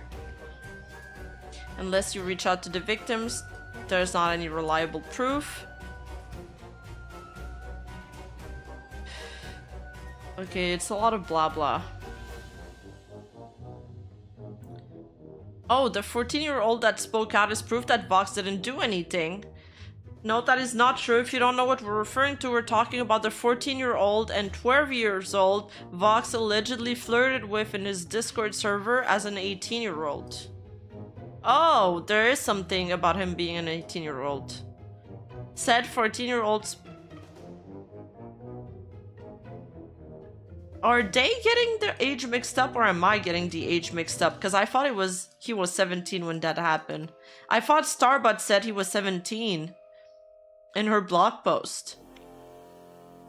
Said 14-year-old spoke out against Starbutt in her about Vade video and was reposted on underlines a Tumblr post to Starbutt saying the following. They said 16 and 17 every time until now. Yeah, right?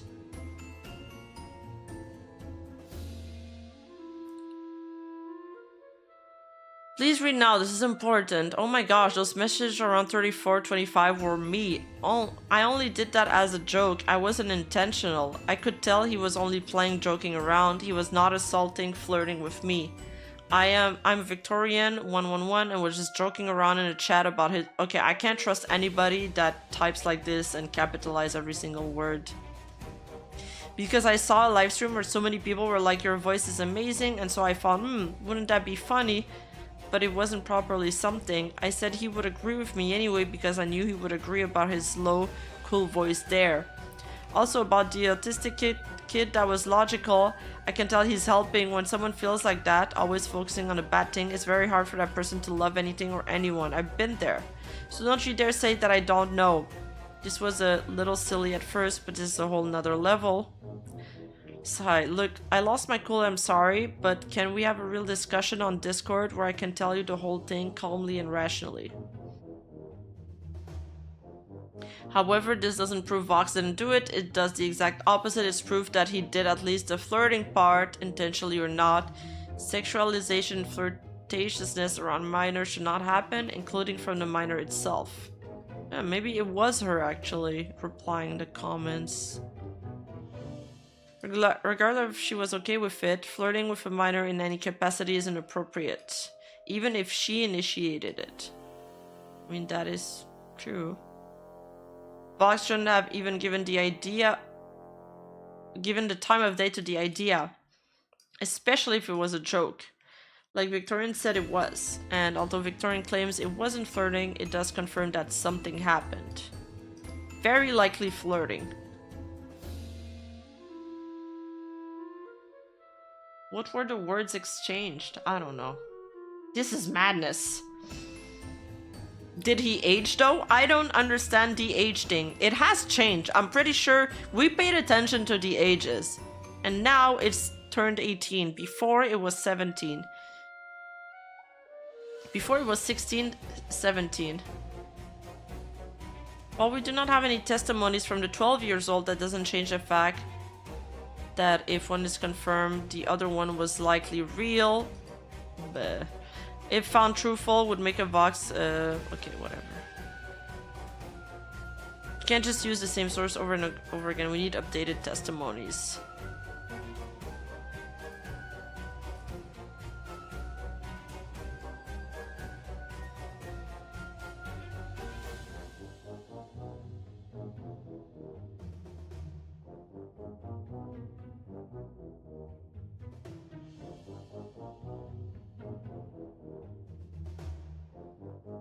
Well, the good news is I'm always happy to answer when I get tweeted at. I don't get added very often. The bad news is that was before my time with Vade, who, I'm sorry to tell you, was rejected from the channel for sexually abusing quite a few people. Star made a full vid about it. I'm extremely sorry for to be the bearer of such bad news. That is a painful thing that I heavily relate to. Words kind of fail me. You have my sympathy. Okay.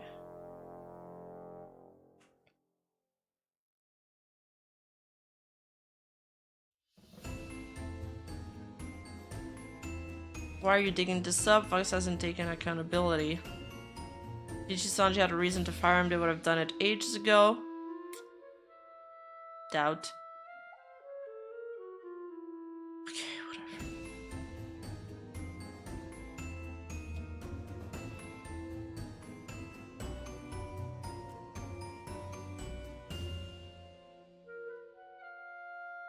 This document makes me want to sigh. Conclusion. You can never truly leave the shadows of your past behind. They will always follow you no matter where you go. You may run from them or even hide away to not see them, but they will always be there. And Vox Akuma has done little to right the wrongs of his past, even outright pretending it was not occurring. Vox is someone who the VTuber community needs to be made aware of. We do not wish for this to be witch hunting or harassment of any kind. Any individuals mentioned in this document, that does include Vox. We wrote this document to reveal our findings around Vox to help you all understand this information a little better, as well as the gravity of it all. Should it be proven true, we know that a lot of you will have your own opinion on these findings, and we all have to ask of you to take the information that we present at face value. It's apparent he, along with others surrounding this event, have moved on, but that doesn't mean that his action may be forgotten.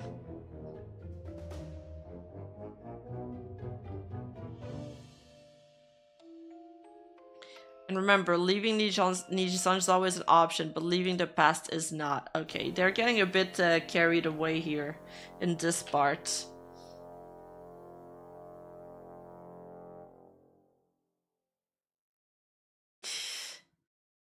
Yeah, that was, I don't know, that was a little too much, especially the conclusion. It was like I'm reading a literature book and not a Google Doc. Okay, this stream wasn't supposed to last that long. Jeez. Jeez Louise.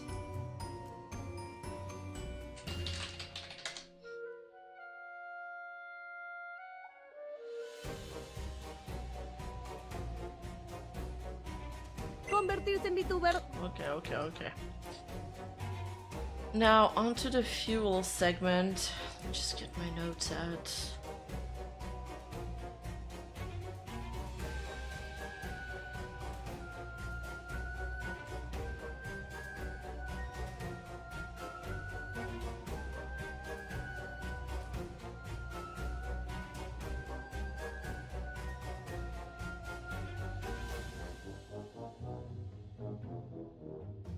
Alright, so Fuel made a stream and answered a lot of the things that we spoke about. If you guys remember, I added her in a tweet. She was also part of my last video. That's why I covered this, because it was like crazy that it was just the timing was insane.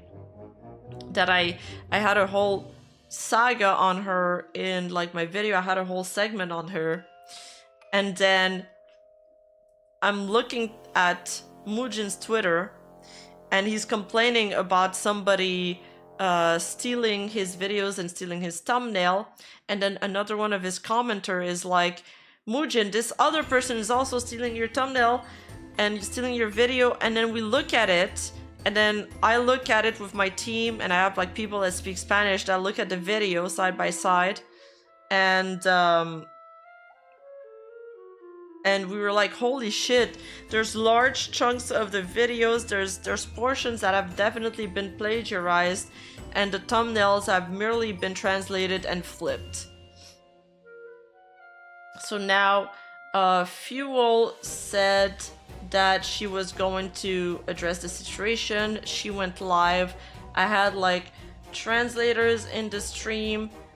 We took notes and we compared the notes. They lined up. Now, just a little bit of reference. Yesterday in the stream and in other streams, I've been getting spammed from, I don't know, bad actors or shitsters or instigators from, I don't know if they're from Owuzu, I don't know if they're from friends or just like onlookers, but they're trying to instigate drama. They were trying to say that Fuel called me crazy, that she said that Drakeout was manipulating me. But again, I do my homeworks, and I had my translators in that stream, and they were like, and that is not what had transpired from the stream. Like, no one understood that from the stream. So I think these people that were in my stream yesterday, they were just like trying to cause trouble, and they were just trying to cause drama. So I'm glad that we blocked them. Like, I went over all the notes before my stream yesterday too, and they kept on spamming and spamming and spamming, and every time we blocked one of them, another one would pop up. So I'm wondering if they're bots or something. But they made me like take a look back at the notes a second time, because I wasn't sure anymore. But no, I was right. I was right. I thought you were a fluent Spanish speaker. True, Mythic.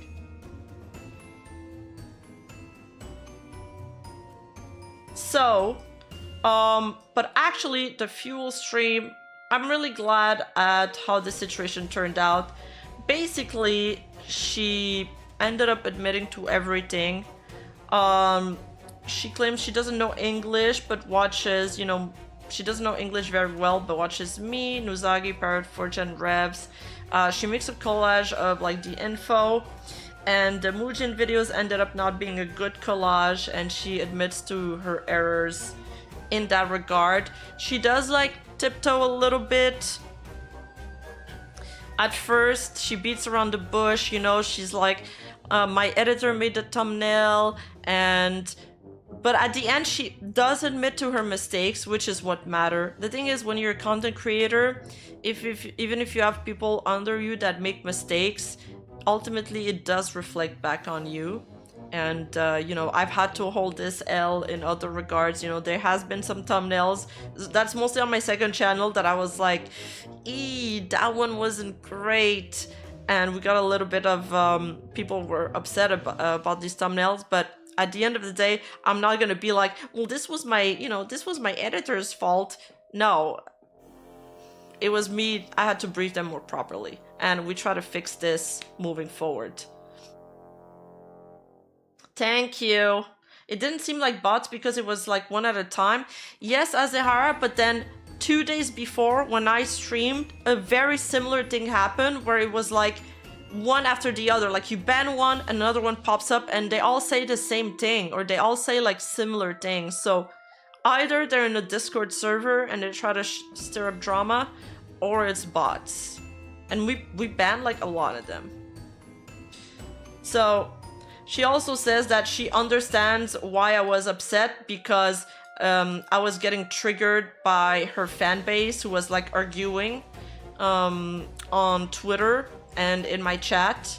So thank you for noticing that. I feel like Fuel has a better grasp of the situation, probably because she understands English more than other like Spanish drama tubers that cover the situation. There's like this Walmart Spanish Keemstar VTuber that covered the situation, and she watched my live stream with the YouTube auto translate caption, and boy, she is so lost. She did not understand a lick of what I said, and she 100% believed what the YouTube auto translator said. And I'll just say this, that like even my English audience doesn't understand when I speak English. So imagine when other people that don't speak English try to understand what I'm saying. Oh boy, oh boy, oh boy.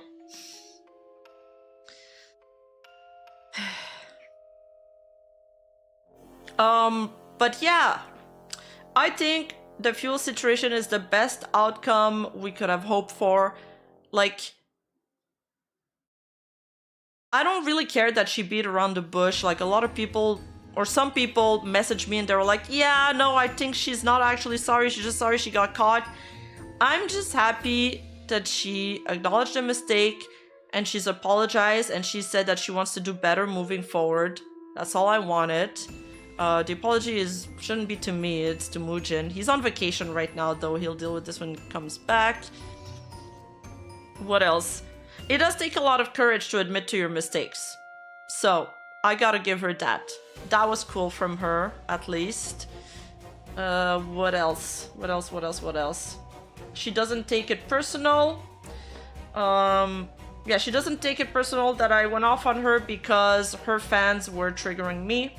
She's right about that.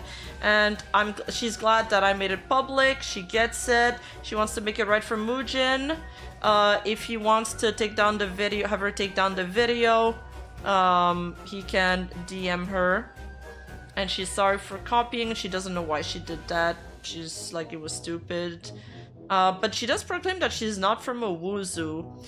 And like, I have conflicting information on that matter. It's because I have this clip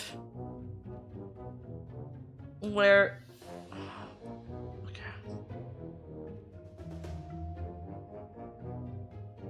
Oh my god.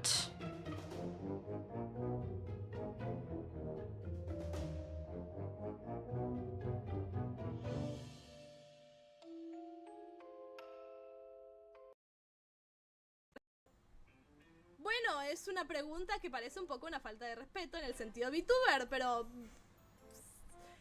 me gustaría no responderla para mantener mi personaje. Como, hola, me presento, soy Fuel, ya está, conózcanme como Fuel y nada más. ¿Ya puedo escribir? Sí, ya pueden escribir, ya está, gracias mods. Entonces, simple eso. Si cualquier cosa o duda es un... Ah, pero vos antes fuiste un... Ahora soy este personaje, ya está, no era Miguel. Que me pregunten, che, ¿y tu vida I will translate it. O esta otra, o no sé qué y no sé cuánto? No sé si importa mucho en la conversación mi vida pasada y ya está. I'll translate Pero it. si les sirve de algo, sí, pueden especular, no tengo problema. XD, ya está. So, No voy ni a afirmar ni desmentir por el simple hecho. Bien. no, she's not gonna do it. It said sorry. She did say sorry. Kid Loco. Basically, okay, so I should have included that clip in my video, in my Wuzu video. I didn't. I only included the screenshot from Raccoon here.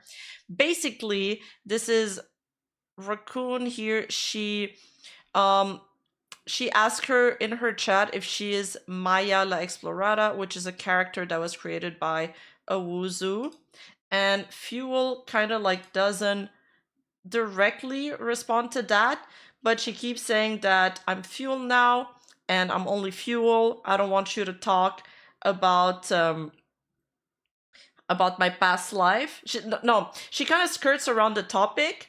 And she doesn't mind that people speculate about it, but around like 7 seconds in, she's struggling to say something, and like eventually she admits indirectly to what Raccoon is like, to Raccoon's message here. She admits indirectly by saying that the previous incarnation isn't important and this is the character that matters. So if she says that like, oh, my previous incarnation isn't important, doesn't it sorta indirectly admit that she was Maya? I'm Latino and I understand you. Thank you, Kid Loco. So I can't hear a sorry. No, this is an old clip. This is an old clip in regard to just the allegation that she was working for Owuzu. Now, you know, things might have changed. She might not be working for them anymore, or maybe I got things wrong. It could be. From this clip, it looks like it's true. If Fuel wants to send me a statement, or she wants to, you know, explain her side, if there's like context missing in my video, she's welcome to send me her statement. My DMs are open, and I will include it in my follow-up video with all the statements. My first Owuzu video doesn't have any statement included, because if I include one side, then I need to include the other side. My first Owuzu video was only based on the allegations, and it's completely stripped from all the statements. I hope that makes sense. Wait, so Fuel was Maya all along. From what I'm gathering from this clip, this is what I understood.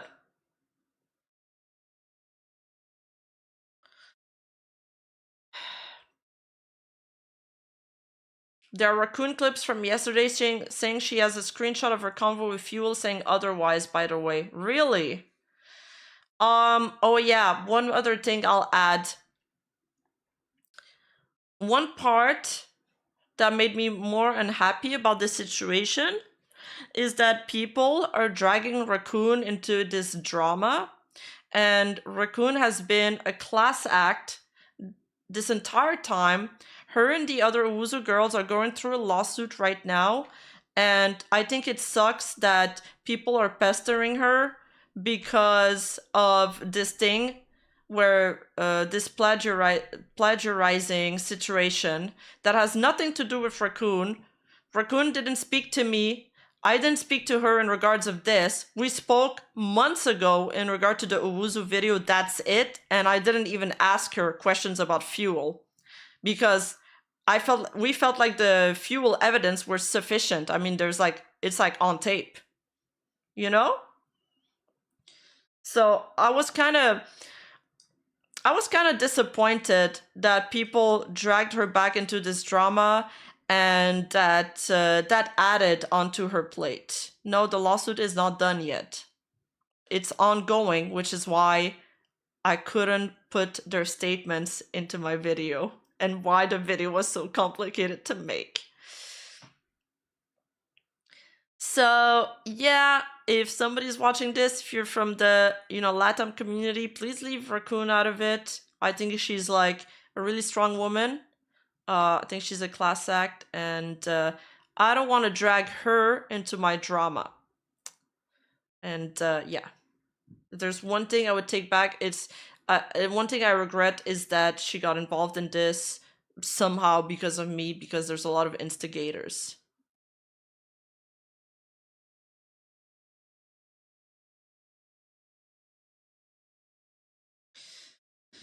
Like, if you guys kind of care about how I did my video, first of all, we did all the research based on like internet allegations and what people are saying. So it's not me making those claims, it's based on what people are saying online.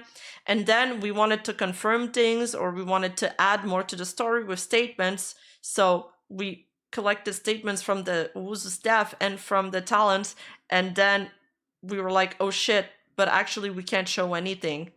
So we were back to square one. We stripped everything off of the video, and we were like, okay, never mind. We're back to just doing this on the internet allegations. So that's kind of what happened. And I'm hoping that like the follow-up will have like all of that. Exactly. Like, leave Raccoon alone. She's been through a lot. So this is what pissed me off the most about this whole situation. It was stupid. It's like that consent meme. I don't know. Whatever. Yeah, but Raccoon and the girls need the word about Owuzu to be spread. Yeah. Yeah, true. True. Good point. Yeah. Yes, they need the word to be about Owuzu to be spread. However, they have nothing to do with this fuel copying Mujin's videos situation. You know what I mean? Fuel is a character designed from Owuzu. Exactly, exactly. This is what I said in my video. Yep. Maya La Explorada is a character designed by an Owuzu art director. That's why this clip here is connecting the dots between Maya La Explorada and her. At least that's what I understood. If I got it wrong, again, somebody from Fuel's team or Fuel can come and clarify the situation.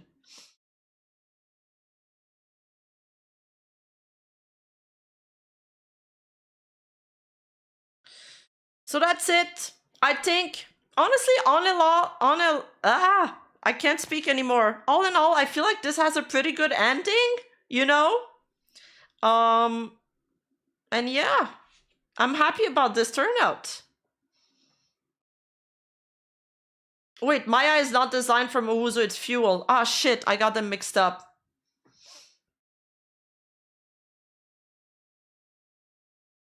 Oh. Okay, Fuel was designed by Owuzu, and Maya was there before. My bad. I can't speak anymore. I've been alive for like 4 hours.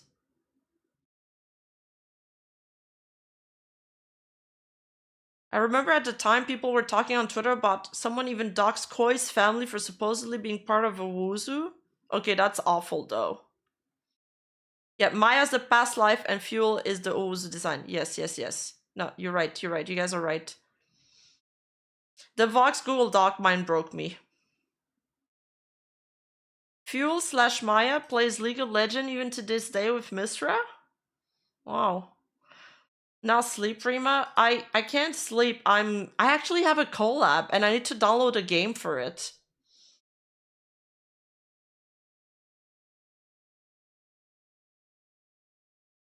Whew. Anyway, thanks to all the translators that have been helping me into this project. It was a monumental task. Yuriko helped a lot. Thank you so much. Shout out to Yuriko. No, I still haven't downloaded the game. It's a collab with Huni.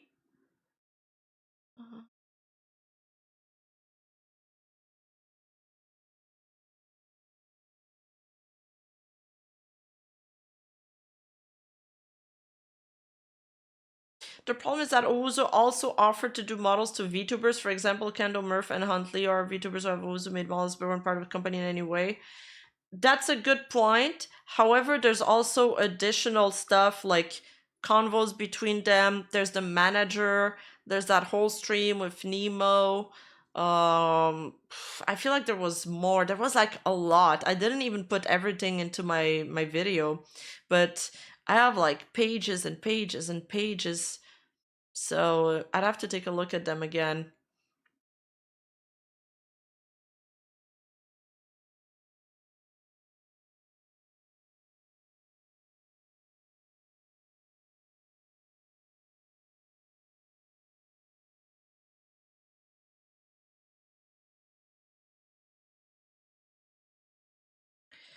Anyway, that's pretty much it. That's pretty much all I have to say. I don't want to like rehash old drama. I mean, she did bury the hatchet between her and the girls. However, the girls still stand by these statements.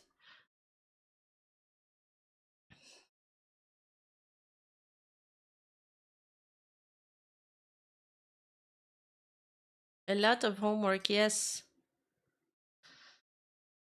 Lots of homeworks. What the fuck is this?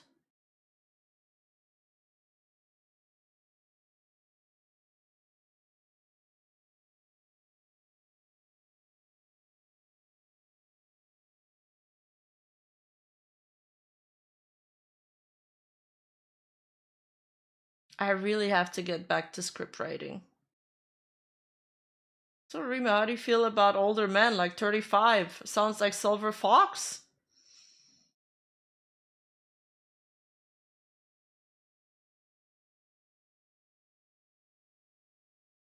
Wait, Uni's on the Arcast right now? Oh, Micah Mallow's live talking about how she got scammed.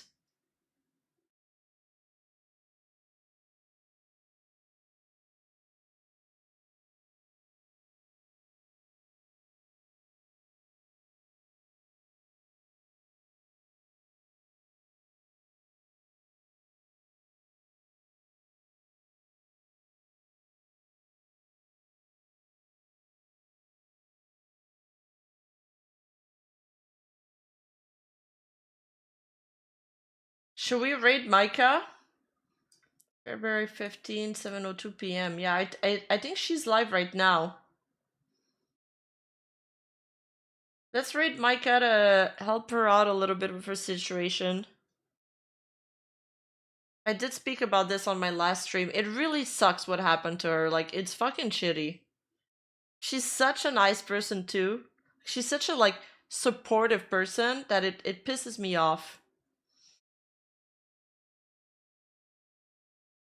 I am doing a collab but on Hooni's channel. And I need to go download the game. I think it's in like 1 hour. Yeah.